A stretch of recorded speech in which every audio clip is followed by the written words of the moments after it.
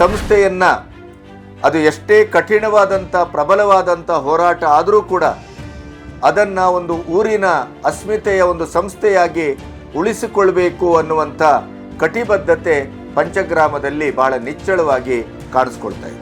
ಆದರೆ ಆ ಬೇಸರವನ್ನು ನಾನು ಹೇಗೆ ತಿಳ್ಕೊಳ್ತೇನೆ ಅಂತಂದರೆ ಋಣ ಅಂತ ಅಂದ್ಕೊಳ್ತೇನೆ. ನಾನು ಆಧ್ಯಾತ್ಮಿಕವಾಗಿ ನಾನು ಭಾಳ ದೇವರನ್ನು ನಂಬ್ತೇನೆ. ಆದ್ದರಿಂದ ಅಲ್ಲಿ ನನಗೆ ಅಷ್ಟೇ ಋಣ ಇತ್ತು. ಅಲ್ಲಿಯ ಒಂದು ಅಷ್ಟು ವರ್ಷದ ಋಣ, ಅಲ್ಲಿಯ ನೆಲದ, ಅಲ್ಲಿಯ ಊಟದ, ಅಲ್ಲಿಯ ಅನ್ನದ ಋಣ ಇತ್ತು. ಅದಕ್ಕಾಗಿ ನಾನಿದ್ದೇನೆ. ನಾನು ಕೇಳಿದ ಇನ್ನೊಂದು ಕ್ವಶನ್ ಅವತ್ತು ಮೀಟಿಂಗ್ನಲ್ಲಿ, ನಮ್ಮ ಸಂಸ್ಥೆ ಶ್ರೀ ಕರಿಕಾನ ಪರಮೇಶ್ವರಿಯ ಹೆಸರನ್ನು ಬದಲಾವಣೆ ಮಾಡಬಾರ್ದು ಅಂತೇಳಿ ನಾನೇ ಸ್ವತಃ ಕೇಳಿದ ಪ್ರಶ್ನೆ ಇದೆ. ಅವರು ಹೇಳಿದ್ದು ಇದೇ, ಸತೀಶ್ ಭಟ್ ಅವರು ಹೇಳಿದ್ದು, ನಾವು ಒಂದು ಸಂಸ್ಥೆಯನ್ನು ಯಾವುದೇ ಪ್ರತಿಫಲಾಪೇಕ್ಷೆ ಇಲ್ಲದೆ ಒಬ್ಬರಿಗೆ ಹಸ್ತಾಂತರ ಮಾಡಿದ ಮೇಲೆ ಅದನ್ನು ಅವರು ಒಳ್ಳೆಯ ರೀತಿಯಿಂದ ನಡೆಸ್ಕೊಂಡು ಹೋಗ್ತಾರೆ ಅಂತ ಅನ್ನುವ ಭಾವನೆಯಿಂದ ನಾವು ಇರಬೇಕು ಅಂತ ಹೇಳಿ ನಮ್ಮ ಬಾಯಿ ಮುಚ್ಚಿಸಿದ್ವಿ. ಏನು ಮುಖ್ಯಸ್ಥರಿದ್ದಾರೆ ಅವ್ರ ಹತ್ರ ಕೇಳಿದ್ವಿ, ಇದೇನವರು ಬದಲಾವಣೆ ಮಾಡಲಿಕ್ಕೆ ಆಗ್ತದೆ, ಅವರಿಗೆ ದೊಡ್ಡ ಕ್ಲಾಸನ್ನು ಕೊಡಲಿಕ್ಕೆ ಸಾಧ್ಯ ಇದೆಯೋ ಅಂತ ಕೇಳಿದ್ವಿ. ಅವರು ಒಂದೇ ಮಾತಂದರು, ಅಫಿಷಿಯಲ್ ಆಗಿ ಆಗೋದಿಲ್ಲ, ಅವರಿಗೆ ಆ ಒಂದು ಅರ್ಹತೆ ಇಲ್ಲ, ಅನ್ಅಫಿಷಿಯಲ್ ಆಗಿ ನಿಮಗೆ ಬಿಟ್ಟಿರೋದು ಅದು ಅಂತ ಎದ್ದು ಹೋಗ್ಬಿಟ್ರು ಅವ್ರು ಹೇಳಿದ್ರು. ಅಲ್ಲಿಂದ ಬಂದ ಈ ಸಮಿತಿಯವರು ಏನಿದ್ದಾರೆ ಅವರು ಯಾವತ್ತೂ ಕೂಡ ನಾವು ಭಜನೆ ಮಂಡಳಿಯವರು ಅಂತ ಅವರಾಗಿ ಅವರು ಹೇಳ್ಕೊಳ್ಳಿಲ್ಲ. ಅಳಿಕೆಯವರು, ನಾವು ಅಳಿಕೆಗೆ ಸಂಬಂಧಪಟ್ಟಂಥವರು ಅಂತೇಳಿ ಅವರು ಕೂಡ ನಮ್ಮಲ್ಲಿ ಹೇಳಲಿಲ್ಲ. ನಮ್ಮ ಜನರಲ್ಲಿ ಯಾವುದೇ ಮೀಟಿಂಗ್ನಲ್ಲಿ ಅವರು ಕೂಡ ಹೇಳಲಿಲ್ಲ.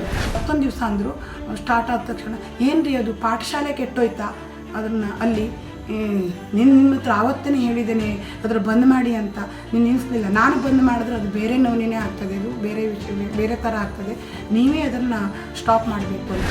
ಈಗ 9 ವರ್ಷದ ಹಿಂದೆ ಈ ಸಂಸ್ಥೆಯನ್ನು ಇನ್ನೊಬ್ಬರಿಗೆ ಕೊಡುವ ಹಸ್ತಾಂತರಿಸುವ ವಿಷಯದಲ್ಲಿ ಏನು ನಮ್ಮ ಮುಂಚಿನ ಕಮಿಟಿಯ ಮೆಂಬರ್ಸೋ ಇಲ್ಲ ಊರ ನಾಗರಿಕರು ಏನಿದ್ರು, ನನ್ನ ಲೆಕ್ಕದಲ್ಲಿ ಒಂದು 50% ಜನರಿಗೆ ಅದರ ಒಪ್ಪಿಗೆ ಇರಲಿಲ್ಲ, ಹಸ್ತಾಂತರಿಸುವ ಒಪ್ಪಿಗೆ ಇರಲಿಲ್ಲ. ನನಗೆ ಮಾನಸಿಕ ಆಗಿ ಬಿಟ್ಟು ಹೋದ್ರು ಅಂತ ಒಂದು ಗುಲ್ನಬ್ಬಿಸಿದ್ರು. ಬೇಡ, ಯಾರ ಹತ್ರ ಬೇಡ, ನನ್ನ ಯಜಮಾನರ ಹತ್ರನೇ ಬಂದುಕೊಂಡು ಮುಖಾಂಬೆಗೆ ಕಡಿಮೆ ಆಗಿದೆಯಾ ಅಂತ ಹಿಂಗೆ ಮಾಡಿದ್ರಂತೆ. ಅವ್ರಿಗೆ ಭಾಳ ಶಾಕ್ ಆಗಿದೆ ಆವತ್ತು ಬಂದು ಅವ್ರಿಗೆ ಕೇಳಿದಾಗ.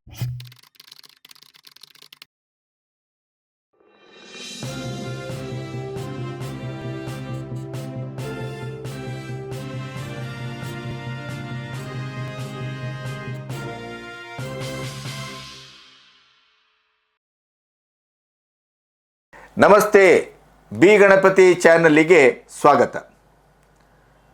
ಕರಿಕಾನ ಪರಮೇಶ್ವರಿ ಶಿಕ್ಷಣ ಸಂಸ್ಥೆ ಕಣ್ಮರೆ ಪರಬಾರೆ ವಿಶೇಷ ಸರಣಿ ಬಹಳ ವಿದ್ಯುಕ್ತವಾಗಿ ಮುಂದುವರಿತಾ ಇದೆ. ಪಂಚಗ್ರಾಮದ ಜನ ದಿನದಿಂದ ದಿನಕ್ಕೆ ಹೆಚ್ಚೆಚ್ಚು ಬಂದು ಮಾತಾಡ್ತಾ ಇದ್ದಾರೆ. ಅದರ ಜೊತೆಗೆ ಈ ಸಂಸ್ಥೆಯನ್ನು ಅದು ಎಷ್ಟೇ ಕಠಿಣವಾದಂಥ ಪ್ರಬಲವಾದಂಥ ಹೋರಾಟ ಆದರೂ ಕೂಡ ಅದನ್ನು ಒಂದು ಊರಿನ ಅಸ್ಮಿತೆಯ ಒಂದು ಸಂಸ್ಥೆಯಾಗಿ ಉಳಿಸಿಕೊಳ್ಬೇಕು ಅನ್ನುವಂಥ ಕಟಿಬದ್ಧತೆ ಪಂಚಗ್ರಾಮದಲ್ಲಿ ಬಹಳ ನಿಚ್ಚಳವಾಗಿ ಕಾಣಿಸ್ಕೊಳ್ತಾ ಇದೆ. ಇವತ್ತು ಆ ಶಾಲೆಯ ಕನ್ನಡ ಮಾಧ್ಯಮ ವಿಭಾಗದಲ್ಲಿ ಅತ್ಯಂತ ನಿರ್ಣಾಯಕವಾಗಿ ಇಡೀ ಊರಿನವರ, ಪಂಚಗ್ರಾಮದವರ ಪ್ರಶಂಸೆಗೆ ಪಾತ್ರವಾಗುವ ರೀತಿಯಲ್ಲಿ ಕೆಲಸ ಮಾಡಿದಂಥ ಮೂಕಾಂಬಿಕೆಯವರು ಮಾತಾಡಿದ್ದಾರೆ. ಇವರನ್ನು ಮಾನಸಿಕ ಅಸ್ವಸ್ಥೆ ಅಂತ ಕರೆದಂಥ ಕೀರ್ತಿ ಇದೇ ಈಗ ಶಾಲೆಯನ್ನು ನಡೆಸ್ತಾ ಇರುವಂಥ ಆಡಳಿತ ಸಮಿತಿಯದ್ದು. ಅತ್ಯಂತ ದುಃಖದಿಂದ, ನೋವಿನಿಂದ ಅವರು ಈ ಮಾತನ್ನು ಹೇಳುವುದರ ಜೊತೆಗೆ ತನ್ನ ಒಡಲಿನ ಆಳದಲ್ಲಿ ಅವಿತಿರುವಂಥ ಹಲವು ಕರಾಳ ಸತ್ಯಗಳನ್ನು ಬಿಚ್ಚಿಟ್ಟಿದ್ದಾರೆ. ಅವರೀಗ ಮಾನಸಿಕ ಅಸ್ವಸ್ಥರಲ್ಲ ಅನ್ನೋದಕ್ಕೆ ಸಾಕ್ಷಿ ಪ್ರಜ್ಞೆಯಾಗಿ ಕರಿಕಾನ್ ಪರಮೇಶ್ವರಿಯ ಆಡಳಿತ ಮಂಡಳಿಯಲ್ಲಿ ಅವರು ದೇವಸ್ಥಾನದಲ್ಲಿ ಮುಖ್ಯವಾದಂಥ ಸ್ಥಾನದಲ್ಲಿ ಕೆಲಸ ಮಾಡ್ತಾ ಇದ್ದಾರೆ. ಇನ್ನೊಬ್ಬರು ಪ್ರಸನ್ನ ಯುವಕ, ಅವರು 9 ವರ್ಷದ ಹಿಂದೆ ಈ ಸಂಸ್ಥೆಯನ್ನು ಪಂಚಗ್ರಾಮಿಕರು ತಮ್ಮ ಕೈಗೆ ತೆಗೆದುಕೊಳ್ಳುವಾಗ ಯಾವೆಲ್ಲ ಆಶ್ವಾಸನೆ ಕೊಟ್ಟಿದ್ರು ಅನ್ನುವ ನೆಲೆಯಲ್ಲಿ ಅದನ್ನು ಸಾಕ್ಷಿ ಪ್ರಜ್ಞೆಯಿಂದ ಮಾತಾಡಿದ್ದಾರೆ. ಹಾಗಾಗಿ ಈ ಎಲ್ಲ ಮಾತುಗಳ ಜೊತೆಗೆ ನಾಗರಾಜ್ ಭಾಗವತರು ಮಾತಾಡಿದ್ದಾರೆ. ಇವರೆಲ್ಲರ ಮಾತನ್ನು ನೀವು ಕೇಳುವುದರ ಜೊತೆಗೆ ಕರಿಕಾನ ಪರಮೇಶ್ವರಿ ಶಿಕ್ಷಣ ಸಂಸ್ಥೆ ಹಿಂದೆ ಹೇಗಿತ್ತು, ಇವತ್ತು ಹೇಗಿದೆ, ಅದು ಹೇಗೆ ಇರಬೇಕಾದದ್ದು, ಯಾವ ರೀತಿಯ ಒಂದು ವ್ರಣದಿಂದ ಅಲ್ಲಿ ಅದು ಕೊಳೆತಾ ಇದೆ ಅನ್ನೋದನ್ನು ಬಹಳ ಸ್ಪಷ್ಟವಾಗಿ ಪಂಚಗ್ರಾಮದ ನೇರ ಅನುಭವಿಗಳು ಮತ್ತು ಅದರ ಕಣ್ಸಾಕ್ಷಿಗಳು ಹೇಳ್ತಾ ಬಂದಿದ್ದಾರೆ. ಇವತ್ತಿನ ಈ ಎಪಿಸೋಡಲ್ಲಿ ಕೂಡ ನಿಮಗೊಂದಿಷ್ಟು ಹೊಸ ವಿಷಯಗಳು ಅರಿವಿಗೆ ಬರ್ತದೆ. ಈ ಹೋರಾಟಕ್ಕೆ ಒಂದು ಬಲ ಬರುತ್ತೆ, ಅದಕ್ಕೊಂದಿಷ್ಟು ಸಾಕ್ಷ್ಯಗಳು ಸಿಗ್ತವೆ ಅಂತ ನಾನು ಭಾವಿಸಿದ್ದೇನೆ. ಬನ್ನಿ ನೋಡೋಣ. ಆ ದೇವಿ ಸನ್ನಿಧಿಯಲ್ಲಿ ಹೋಗಿ ನಾನೀಗ ಅಲ್ಲಿ ಸೇವೆ ಸಲ್ಲಿಸ್ತಾ ಇದ್ದೇನೆ. ಆದರೆ ನಿಮಗೀಗ ಅನಿಸ್ತಿರ್ಬೋದು ಇಷ್ಟು ಚೆನ್ನಾಗಿ ಶಾಲೆ ನಡೀತಾ ಇತ್ತು, ಈಗ ಅಲ್ಲಿ ಯಾಕಷ್ಟು ಬೇಗ ಅಲ್ಲಿ ಹೋದರು ಅಂತ. ನಾನು ಹೋಗಿರುವ ಕಾರಣ ಇಷ್ಟೇ, ನನಗೆ ಯಾವುದೇ ಒತ್ತಡದಿಂದ ನಾನು ಹೋಗಿರೋದಲ್ಲ. ಆದರೆ ಒಂದು ನನಗೆ ಏನಾಯಿತು ಅಂದರೆ 2017ರಲ್ಲಿ ಶ್ರೀ ಸತ್ಯಸಾಯಿ ಸಂಸ್ಥೆ ನಮ್ಮ ಶಾಲೆಯನ್ನು ತಗೊಂಡ ನಂತರ ನಮಗೆ ಒಳ್ಳೆಯ ಪ್ರೋತ್ಸಾಹ ಕೊಟ್ಟಿದ್ದಾರೆ. ನನಗೆ ಯಾವುದೇ ಅವರು ಅಗೌರವವನ್ನು ಕೊಡಲಿಲ್ಲ. ಯಾಕೆಂದರೆ ಆ ಸಂಸ್ಥೆಗೆ ಮೊದಲೇ ಬಂದವರು ನಮ್ಮ ಪಾತ್ರಪೇಕರ್ ಸರ್, ಅವರು ಕರುಣಾ ತಾಯಿಯಾಗ ಪಾತ್ರಪೇಕರ್ ಸರ್ ಅವರು ತುಂಬ ನಮ್ಮನ್ನೆಲ್ಲ ಮಕ್ಕಳಂತೆ ನೋಡ್ಕೊಂಡಿದ್ದಾರೆ. ಅವರನ್ನು ನಮಗೆ ಯಾವುದೇ ನನಗಂತೂ ತುಂಬ ಖುಷಿಯಾಗಿತ್ತು. ಯಾಕೆಂದರೆ ದೊಡ್ಡ ಜವಾಬ್ದಾರಿಯನ್ನು ಅವರೇ ವಹಿಸ್ಕೊಂಡು ನಾನು ಅವರಿಗೆ ಅವ್ರು ಹೇಳಿದ ಅವರ ಮಾರ್ಗದರ್ಶನದಲ್ಲಿ ನನ್ನ ಕೆಲಸ ಮಾಡುವಂಥ ಒಂದು ಅವಕಾಶ ನನಗೆ ಅದು ಭಾಳ ಖುಷಿ. ಯಾಕೆಂದರೆ ಒಂದು ಜವಾಬ್ದಾರಿ ತಗೊಂಡು ನಾನೇ ಮನಸ್ಸಲ್ಲಿ ಇಟ್ಟುಕೊಂಡು ಅಥವಾ ಹೇಳಿದ್ದನ್ನು ಹೀಗಾಗಬೇಕು ಹಾಗಾಗಬೇಕು ಮಾಡೋದಕ್ಕಿಂತ ಯಾರಾದರೂ ಹೇಳಿದ ಒಂದು ಒಳ್ಳೆಯ ಕಾರ್ಯವನ್ನು ನಂಗೆ ಮಾಡೋದು ಭಾರಿ ಖುಷಿ ಅದು. ಅದಕ್ಕಾಗಿ ಅವರು ಯಾವ ಮಾರ್ಗದಲ್ಲಿ ಹೋಗುವಂಥ ಹೀಗೆ ಮಾಡುವಂಥದ್ದನ್ನು ಮಾಡ್ತಾ ಇದ್ದೇವೆ, ಭಾರಿ ಖುಷಿ, ತುಂಬ ಪ್ರೀತಿ. ನಮ್ಮನ್ನು ಅಲ್ಲೇ ನಮ್ಮ ಸ್ಟಾಫು ಒಂದೇ ಅಲ್ಲ, ಅವರು ಪಾಲಕರನ್ನು ಮಾತಾಡಿಸುವ ರೀತಿನೇ ಪಾಲಕರಿಗೆ ಅಷ್ಟು ಖುಷಿ ಕೊಡ್ತಿತ್ತು. ಯಾಕೆಂದರೆ ಮಕ್ಕಳು ಬಿಡ್ಲಿಕ್ಕೆ ಬಂದು ಮೊದಲೆಲ್ಲ ಅಂದರೆ ಗೇಟ್ ಹತ್ರ ಬಂದು ಹೋದರೆ ಈ ಕಡೆಗೆ ಪಾತ್ರಪೇಕರ್ ಸರ್ ಇದ್ರು ಅಂತ ಗೊತ್ತಾದರೆ ಒಳಗಡೆಗೆ ಬಂದು ಅವರು ಒಳಗಡೆ ಬರುವಾಗಲೇ ಅವರೇ ಮಾತಾಡಿಸ್ಬಿಟ್ಟಿದ್ರು. ಪಾತ್ರಪೇಕರ್ ಸರ್ ಏನು ಆರಾಮಿದ್ರ, ಚೆನ್ನಾಗಿದ್ರ, ಮಗು ಹೇಗೆ ಓದ್ತಾ ಇದೆ, ಅಷ್ಟು ಆತ್ಮೀಯವಾಗಿ ಅವರು ಆ ಮಕ್ಕಳನ್ನು ನಮಗೆ ಒಂದೊಂದು ಸಲ ಪುಷತಿ ಇರಲಿಲ್ಲ, ಅಲ್ಲಿ ಹೋಗಬೇಕು, ಆ ಕ್ಲಾಸಿಗೆ ಹೋಗಬೇಕು, ಇದನ್ನು ಮಾಡಬೇಕು, ಆ ಥರ ಇರೋದ್ರಲ್ಲಿ ನಮಸ್ಕಾರ ಹೇಳೋದು, ಆರಾಮಿದ್ರ ಕೇಳೋದು, ಹೋಗ್ಬಿಡ್ತೀವಿ. ಆದರೆ ಹಾಗಲ್ಲ, ಪಾತ್ರಪೇಕರು ಅಷ್ಟು ಅವರನ್ನು ಕರೆದು, ಅವರು ಆಫೀಸಲ್ಲಿದ್ರು ಅಂತ ಅವ್ರನ್ನ ಕರೆದು ಮಾತಾಡಿಸಿ ಮಗು ಹೇಗೆ ಓದ್ತಾ ಇದೆ ಎಲ್ಲವನ್ನೂ ವಿಚಾರಿಸ್ತಿದ್ರು. ಮತ್ತು ಇನ್ನೊಂದು ಏನಂದರೆ ಅವರಿಗೆ ಬಿಡುವಿದ್ದಾಗ ಪಾಲಕರ ಸಂಪರ್ಕವನ್ನು ಮಾಡ್ತಿದ್ರು. ಅವರು ಊರುಗಳಿಗೆ ಹೋಗಿದ್ದಿದೆ, ಕೆಲವು ಪಾಲಕರ ಮನೆಗಳಿಗೂ ಹೋಗಿದ್ದಾರೆ, ಅವರು ಕರುಣಾತಾಯಿನೂ ಹೋಗಿದ್ದಾರೆ. ಹಾಗೆ ಅವರು ಆ ಇಡೀ ಶಾಲೆಯನ್ನು ಒಂದು ಮನೆಯ ವಾತಾವರಣ ಇತ್ತು ಅವರಿರುವಾಗ ಶಾಲೆಯಲ್ಲಿ. ಅಷ್ಟು ಪ್ರತಿ ಶಿಕ್ಷಕರನ್ನು ಕೂಡ ತನ್ನ ಮಗಳನ್ನು ಹೇಗೆ ನೋಡ್ಕೊಳ್ತಾರೋ ಹಾಗೆ ನಾವೊಂದು ಅವರು ಬರೋಕ್ಕಿಂತ ಮೊದಲು ನಮ್ಮದು 14 ಜನ ನಾವು ಇದ್ವಿ. ಕಡೆಗೆ ಅವರು ಮತ್ತೆ ಮಕ್ಕಳ ಸಂಖ್ಯೆ ಇರಲಿ ಇದಿರಲಿ ಆ ಸಬ್ಜೆಕ್ಟಿಗೆ ಶಿಕ್ಷಕರಿಗೆ ಹೊರೆ ಆಗಬಾರ್ದು, ಅವರಿಗೆ ಲೋಡ್ ಆಗಬಾರ್ದು, ವರ್ಕ್ ಲೋಡ್ ಕಡಿಮೆ ಮಾಡಲಿಕ್ಕಾಗಿ ಮತ್ತು ಅವರ ಶಿಕ್ಷಕರನ್ನು ತೆಗೆದುಕೊಂಡ್ರು. ಅವ್ರಿಗೆ ಮತ್ತೆ ತರಬೇತಿಯನ್ನು ಕೊಟ್ಟರು. ಶಿಕ್ಷಕರಿಗೆ ಬರೀ ತಗೊಂಡು ಬಿಟ್ಕೊಳ್ಳಿ ಕ್ಲಾಸಿಗೆ ಕಳಿಸ್ಲಿಲ್ಲ. ಅವರು ಬೆಳಿಗ್ಗೆ ಇವರು ಏನು ಮಾಡ್ತಿದ್ರು ಅಂದರೆ ಕರುಣಾತಾಯಿ ಸರು ಬರ್ತಿದ್ರು. ಬೆಳಗ್ಗೆ ನಮಗೆ 1 ಗಂಟೆ ಮೊದಲು ಬರಲಿಕ್ಕೆ ಹೇಳಿ, ಒಂದು ಅರ್ಧ ಗಂಟೆ 3/4 ಗಂಟೆ ನಮ್ಮ ಶಿಕ್ಷಕರಿಗೆ ಒಂದು ಪಾಠ ಲೆಸನ್ ಕೊಡ್ತಿದ್ರು. ಫಸ್ಟು ಅವರು ಕೂಡ ಹೇಳ್ತಿದ್ರು, ಆಮೇಲೆ ನಮಗೇ ವಹಿಸ್ತಿದ್ರು ಆ ಪಾಠವನ್ನು. ನಾಳೆ ನೀ ಇಂಥದ್ದು ಮಾಡಬೇಕು. ಮತ್ತು ಸ್ಪೋಕನ್ ಇಂಗ್ಲೀಷ್ ಕ್ಲಾಸನ್ನು ಕೂಡ ಅವರು ಶಿಕ್ಷಕರಿಗೆ ಒಳ್ಳೆಯವಾಗಿ, ಈಗೇನಾದರೂ ನಾ ಇರುವಲ್ಲಿವರೆಗೂ ಇತ್ತು, ಈಗೇನಾದರೂ ಶಿಕ್ಷಕರು ಸ್ವಲ್ಪ ಇಂಗ್ಲೀಷಲ್ಲಿ ಮಾಡ್ತಾ ಇದ್ದಾರೆ ಅಂದರೆ ನನಗಂತ ತಿಳಿದ ಮಟ್ಟಿಗೆ ಕರುಣಾತಾಯಿ ಮತ್ತು ಪಾತ್ರಪೇಕರ್ ಅವರ ಒಂದು ಆ ಮಾರ್ಗದರ್ಶನ, ಅವರು ಕೊಟ್ಟ ಒಂದು ಟ್ರೈನಿಂಗ್ ಅಂತ ನಾನು ಅಂದ್ಕೊಳ್ತೇನೆ. ನನಗಂತೂ ಹಾಗೆಯೇ ಆ ರೀತಿಯಾಗಿ ಅವರು ಅಷ್ಟು ತಮ್ಮ ಒಂದು ಅಂಥ ಇಡೀ ವಯಸ್ಸಿನಲ್ಲೂ ಈ ಶಾಲೆಗೆ ಬೆಳಗ್ಗೆನೇ ಬಂದು ಅಷ್ಟು ಮೊದಲೇ ಬಂದು ಆಮೇಲೆ ಮತ್ತು ಸಂಜೆವರೆಗೆ ನಮ್ಮ ಜೊತೆಗಿದ್ದು ಎಲ್ಲ ಆಗುಹೋಗುಗಳನ್ನು ನೋಡಿಕೊಂಡು ಅಷ್ಟು ಚೆನ್ನಾಗಿ ಅವರು ಮಾಡಿದ್ದಾರೆ. ಅವರು ಒಂದು ಪಾಪ ಅವ್ರಿಗೆ 3 ವರ್ಷ ಆರೋಗ್ಯದ ಕಾರಣದಿಂದವಾಗಿ ಅವರಿಗೆ ಇಲ್ಲಿಂದ ಊರಿಗೆ ಹೋಗುವಂಥ ಸಂದರ್ಭ ಬಂತು. ಅವ್ರು ಹೋದ ಮೇಲೆ ನನಗಂದ್ಕೊಳ್ತೇನೆ ನಮ್ಮ ಸಂಸ್ಥೆ, ನಮ್ಮ ಶಾಲೆ ಸ್ವಲ್ಪ ಬಡವಾಯ್ತನೋ ಅಂತ ಅಂದ್ಕೊಳ್ತೇನೆ. ಯಾಕೆಂದರೆ ಅವರು ಆವಾಗ ಒಂಥರ ಯಜಮಾನ್ರು ಇಲ್ಲದೆ ಹೋದಂಗೆ ಅನ್ನಿಸ್ತು ನನಗೂ ಕೂಡ. ಇಷ್ಟು ದಿನ ಆಡಳಿತಾಧಿಕಾರಿ ಇಲ್ಲದೆ ಹೋದರೂ ಕೂಡ ಇವರ ಆಡಳಿತ ಅಷ್ಟು ಚೆನ್ನಾಗಿ ಇತ್ತು. ಎಲ್ಲ ಪಾಲಕರ ಜೊತೆಗಾಗಲಿ, ನಮ್ಮ ಹೈಸ್ಕೂಲು, ನಮ್ಮ ಕಾಲೇಜು, ಪ್ರತಿಯೊಬ್ಬರು ಯಾವುದೇ ಒಂದು ಸಭೆ, ನಮ್ಮ ಶಿಕ್ಷಕರ ಸಭೆ ಕರಲಿ ನಮ್ಮ ಎಲ್ಲರನ್ನೂ ಕರ್ಕೊಳ್ತಿದ್ರು ಅವರು. ಇವರು ಕಾಲೇಜಿನ ಪ್ರಿನ್ಸಿಪಾಲ್ರಿಂದ ಹಿಡಿದು ನಮ್ಮಲ್ಲಿ ಪ್ರೈಮರಿಯ ಎಲ್ಲ ಶಿಕ್ಷಕರನ್ನು ಕರೆದು ಸಭೆ ಮಾಡುವರು. ಮತ್ತು ಆಗಾಗ ನಮಗೆ ಸಲಹೆ ಸೂಚನೆ ಕೊಡ್ತಾಯಿದ್ರು. ಅದರ ನಂತರ ಸ್ವಲ್ಪ ಕೊರೋನಾ ಬಂತು, ಆವಾಗ ಸ್ವಲ್ಪ ಇಫೆಕ್ಟ್ ಆಯಿತು. ಅದ್ರ ನಂತರ ಅವರಿಗೂ ಕೂಡ ತೊಂದರೆ ಆಯಿತು. ಈ ಮಧ್ಯದಲ್ಲಿ ಅವರ ಬದಲಾಗಿ ಬೇರೆಯವರು ಬಂದರು, ಅವರಿಗೆ ಬೇರೆ ಶಿಕ್ಷಕರನ್ನು ತಗೊಂಡ್ರು, ಮತ್ತು ಪಾಠಗಳು ಹಿಂದಿನಂತೆ ನಡೀತಿತ್ತು. ಆದರೆ ಆ ಮಟ್ಟದಲ್ಲಿ ಪಾಲಕರ, ಶಿಕ್ಷಕರ ಮತ್ತು ಆಡಳಿತ ಕಮಿಟಿಯ ಆ ಒಂದು ಸಂಬಂಧ ಅಷ್ಟು ಚೆನ್ನಾಗಿರಲಿಲ್ಲ. ನಾನು ಇದ್ದ ಮಟ್ಟಿಗೆ ನಾನು ಅಂದ್ಕೊಳ್ತೇನೆ. ಈಗ ಯಾವ ಮನೆಯಲ್ಲಿ ಎಲ್ಲ ಒಂದು ಸಂಬಂಧಗಳು ಒಂದು ಯಜಮಾನ ಇರ್ತಾರೆ, ಹೌದು. ಹಾಗೆ ಅವರ ಹೇಳ್ದಾಗೆ ಅಂತಲ್ಲ, ಅವರ ಮಾರ್ಗದರ್ಶನದಲ್ಲಿ ಎಲ್ಲ ನಡೀತದೆ ಅಲ್ವಾ. ಹಾಗೆಯೇ ಇಲ್ಲಿ ಒಂದು ಏನಾಯಿತು ಅಂದರೆ, ಆ ಒಂದು ಕೊಂಡಿಯಲ್ಲಿ ಎಲ್ಲರೂ ಯಜಮಾನರಾದರೋ ಅಥವಾ ಯಾರೂ ಯಜಮಾನರೇ ಇಲ್ಲದೆ ಹಂಗಾಯಿತೋ ಅಂತ ಒಂದು ಸಂದರ್ಭ.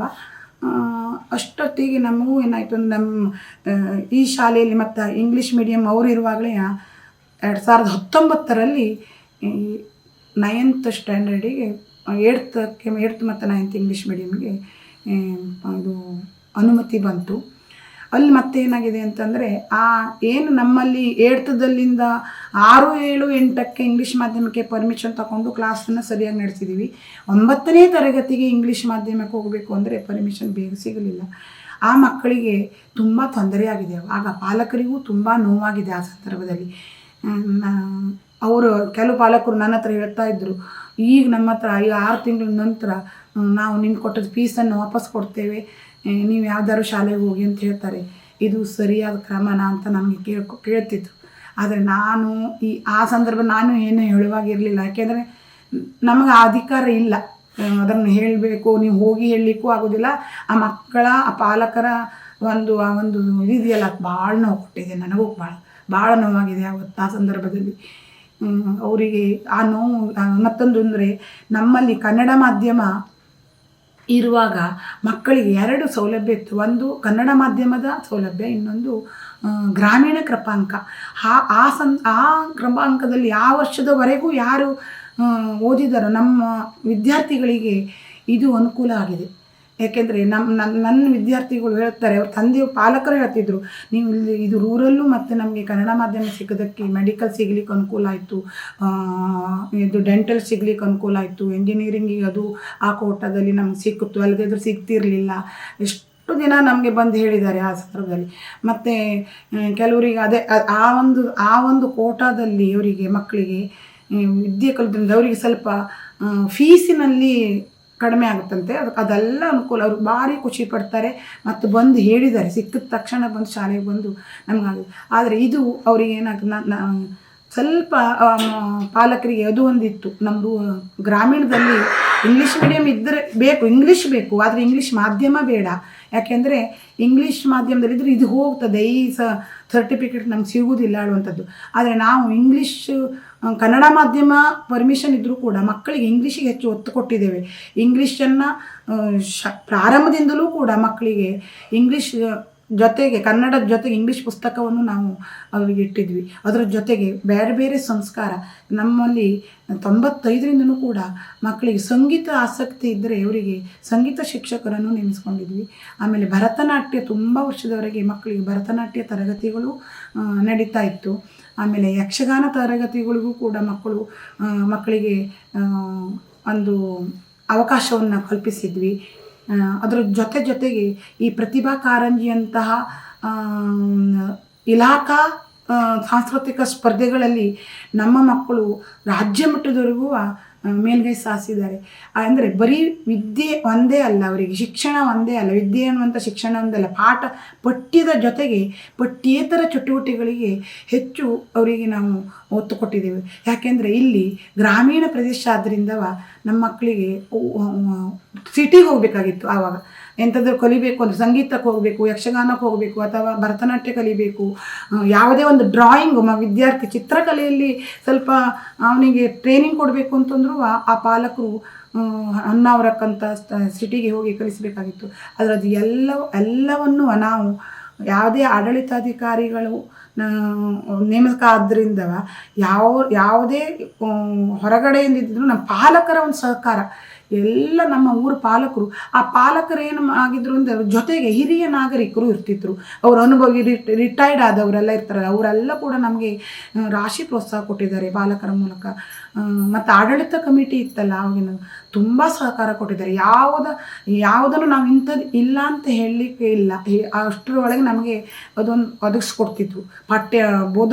ಬೋಧಕರಿಗೆ ಬೇಕಾದಂಥ ಯಾವುದೇ ಬೋಧನಾ ಚಟುವಟಿಕೆಗಳಿಗೆ ಬೇಕಾದಂಥ ಯಾವುದೇ ಸಾಮಗ್ರಿಗಳಾಗಿರಲಿ, ಬುಕ್ಸ್ಗಳಾಗಿರಲಿ, ಪ್ರತಿಯೊಂದನ್ನು ಕೂಡ ಅದು ಮಾಡಿ. ಅಷ್ಟರಲ್ಲ 2012ರಿಂದ ನಾವು ಬಿಸಿ ಊಟದ ಒಂದು ಆವಾಗ ಪ್ರಾರಂಭ ಮಾಡಿದ್ದೇವೆ. ಆವಾಗ ನಮ್ಮ ಕಮಿಟಿಯಲ್ಲಿ ಜಿ ಭಟ್ರು ಅಂಥವರು, ಆಮೇಲೆ ಒಟ್ನಕೊಳ GS ಹೆಗಡೆ ಅಂಥವರು, ತುಂಬ ನಮ್ಮ ಇಲ್ಲಿಯ ಊರಿನ ಎಲ್ಲ ಗಣ್ಯ ವ್ಯಕ್ತಿಗಳು ಪಾಲಕರೂ ಆಗಿದ್ದರು. ಅವರು ನಮ್ಮ ಈ ಕಮಿಟಿಯಲ್ಲಿ ಸದಸ್ಯರು ಆಗಿದ್ದರು. ಮತ್ತು ದಿನಾ ನಮಗೆ ಸಂಪರ್ಕದಲ್ಲಿ ಇರ್ತಿದ್ರು ಅವರು. ನಮಗೆ ಪ್ರತಿಯೊಂದಕ್ಕೂ ಅವ್ರು ಕೇಳಿ ಅದನ್ನೆಲ್ಲ ಮಾಡಿ ಆ ಬಿಸಿ ಊಟವನ್ನು ನಾವು ಅತೀ ಕಡಿಮೆ ಇದರಲ್ಲಿ ಮಕ್ಕಳಿಗೆ ವ್ಯವಸ್ಥೆ ಮಾಡಿದ್ದೀವಿ. ಅದು ಕೂಡ ಭಾಳ ಖುಷಿಯಾಗಿದೆ ಮಕ್ಕಳಿಗೆ. ಯಾಕೆಂದರೆ ದೂರದಿಂದ ಬರ್ತಿದ್ರು. ಸಾಧಾರಣ ಅದಕ್ಕೆ ಶಿರೂರು ಈ ಕಡೆಗೆ ತುಳಸಾನಿ ಅಂತ ಊರು, ತುಂಬ ಇಲ್ಲಿಂದ 10 ಕಿಲೋಮೀಟರ್ ಆಗ್ತದೆ.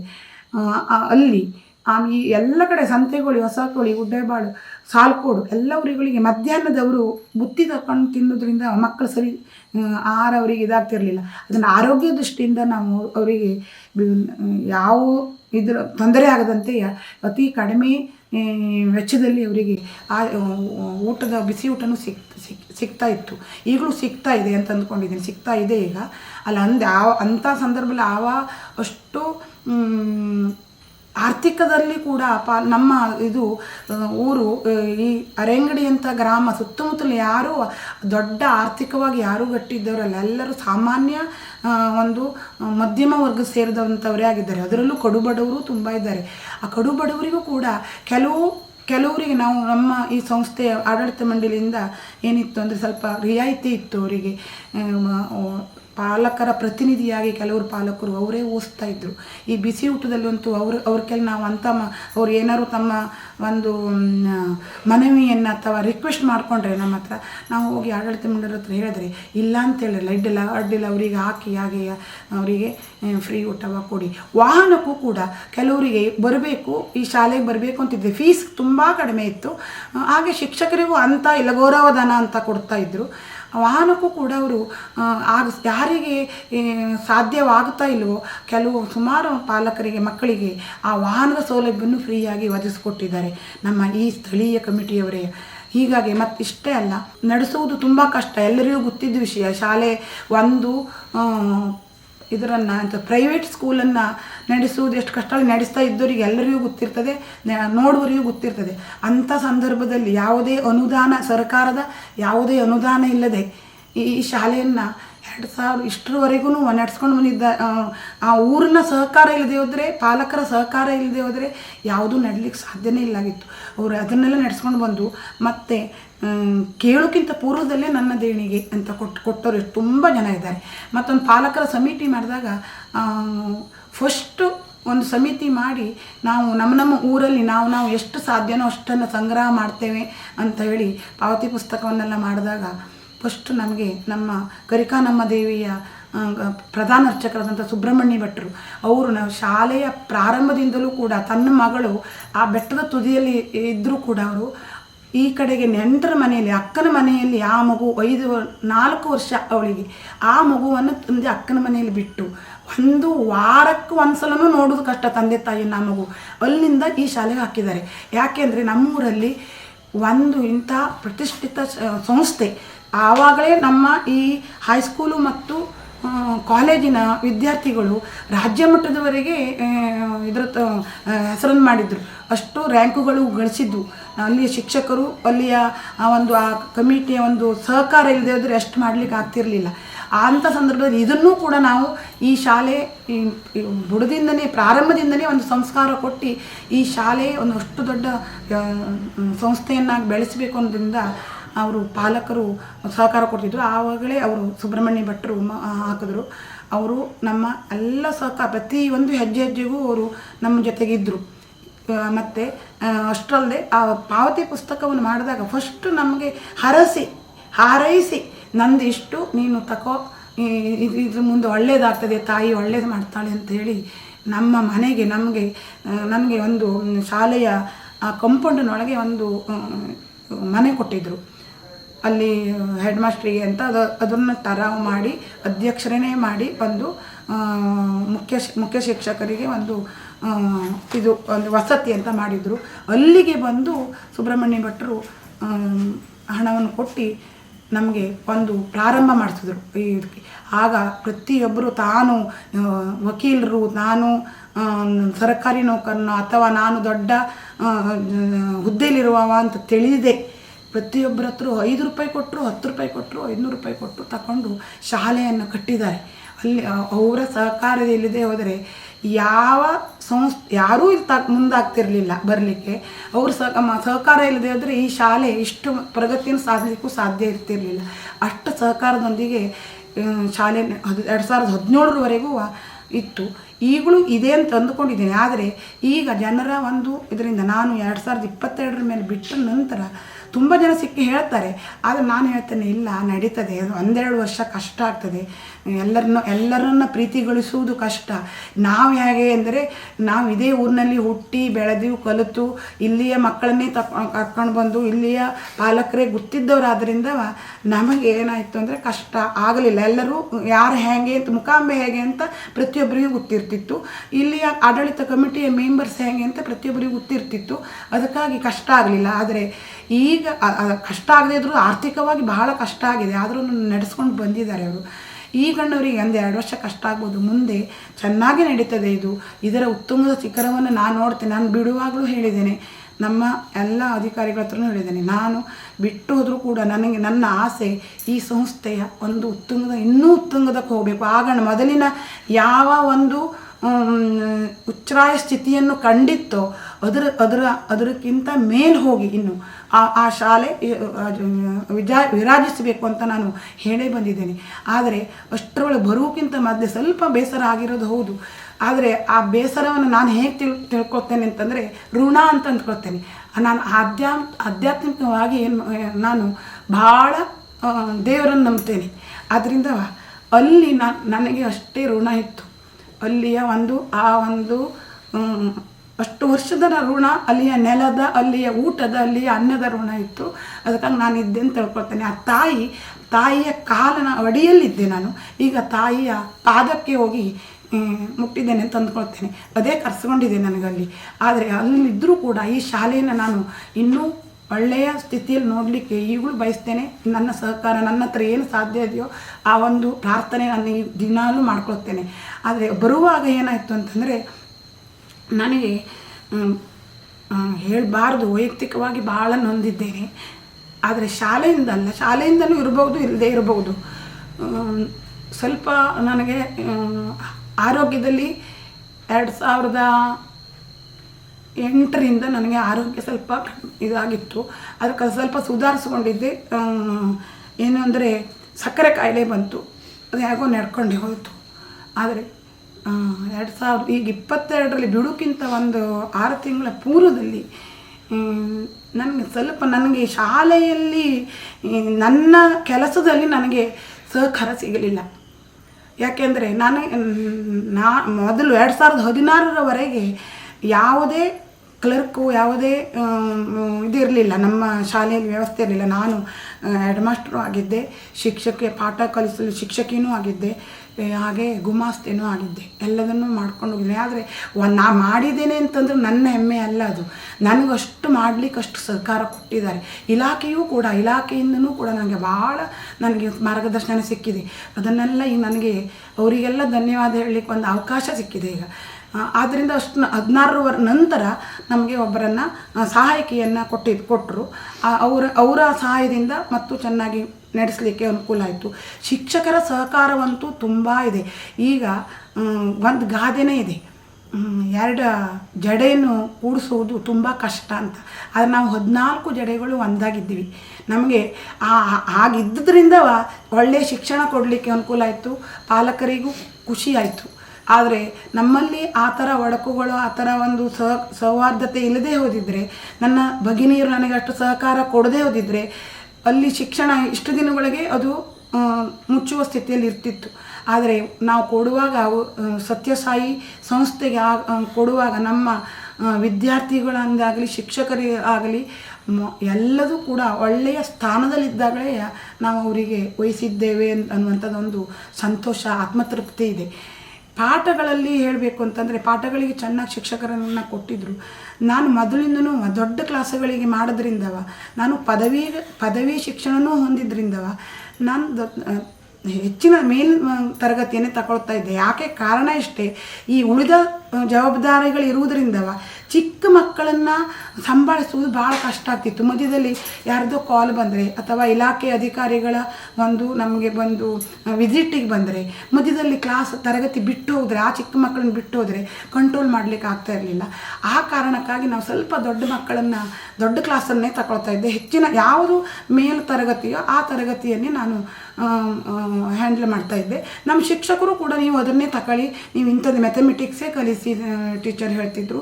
ನಮಗೂ ಅವರು ಯಾರೇ ಅದರಲ್ಲಿ ಪದವಿ ಇದ್ದರೂ ಕೂಡ ನನ್ನ ಹತ್ರ ಇಂಥದನ್ನೇ ಕಲಿಸಿ ನೀವು ತಗೊಳ್ಳಿ, ನಿಮ್ಗೆ ಅನುಕೂಲ ಆಗ್ತದೆ, ಮತ್ತು ಉಳಿದ ಮೀಟಿಂಗಿಗೆ ಹೋಗುವಕ್ಕಾಗಲಿ ಪ್ರತಿಯೊಂದಕ್ಕಾಗಲಿ ನಿಮ್ಗೆ ಅನುಕೂಲ ಆಗ್ತದೆ ಅಂತ ಹೇಳ್ತಿದ್ರು. ಹಾಗೆ ಮಾಡ್ತಿದ್ದೆ.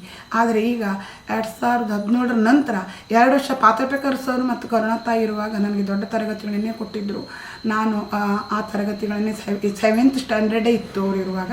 7th ಸ್ಟ್ಯಾಂಡರ್ಡ್ವರೆಗೂ ನಾನು ಮ್ಯಾಥಮೆಟಿಕ್ಸನ್ನು ಮಾಡ್ತಾಯಿದ್ವಿ. ಮತ್ತು ನಾವು ಅದರೂ ಕೂಡ ಮಕ್ಕಳಿಗೆ ಅನುಕೂಲವಾಗುವಂತೆ ಹೆಚ್ಚು ಅವರಿಗೆ ಮುಂದಿನ ಹೈಯರ್ ಕ್ಲಾಸಿಗೆ ಹೋದಾಗ ಅವ್ರು ಸೈನ್ಸ್ ಎಲ್ಲ ಮಾಡಿದ್ರೆ ಅವರಿಗೆ ಇಂಗ್ಲೀಷ್ ಕಷ್ಟ ಆಗಬಾರ್ದು ಅಂತ ನಾವು ಆ ಬುಕ್ಕನ್ನು ತಂದುಕೊಂಡು ಅವರಿಗೆ ಇಂಗ್ಲೀಷ್ನಲ್ಲೂ ಕೂಡ ಎಲ್ಲ ವಿಷಯಗಳನ್ನು ಇಂಗ್ಲೀಷಿಗೆ ಅವರಿಗೆ ಮರ್ಜ್ ಮಾಡಿ ತಿಳಿಸ್ಕೊಟ್ಟು ಕಲಿಸ್ತಾ ಇದ್ವಿ. ಆದರೆ ಕಡೆಯ ತರಗತಿಗಳಲ್ಲಿ ಈಗ ಕೊನೆ 6 ತಿಂಗಳ ನನಗೆ ಅಧಿಕಾರಿಗಳು ಅಥವಾ ಅಲ್ಲಿಯ ಸಮಿತಿಯ ಒಂದು ಮುಖ್ಯಸ್ಥರ ಮೂಲಕ ನನಗೆ 1ನೇ ತರಗತಿ, 2ನೇ ತರಗತಿ, 3ನೇ ತರಗತಿಗಳನ್ನು ಕೊಟ್ಟರು. ಆ 3 ತರಗತಿಗಳಿಗೆ ಮ್ಯಾಥಮೆಟಿಕ್ಸನ್ನು ಪಾಠ ಮಾಡಲಿಕ್ಕೆ ಕೊಟ್ಟರು. 5ನೇ ತರಗತಿಗೆ ಕನ್ನಡ ಕೊಟ್ಟಿದ್ದರು.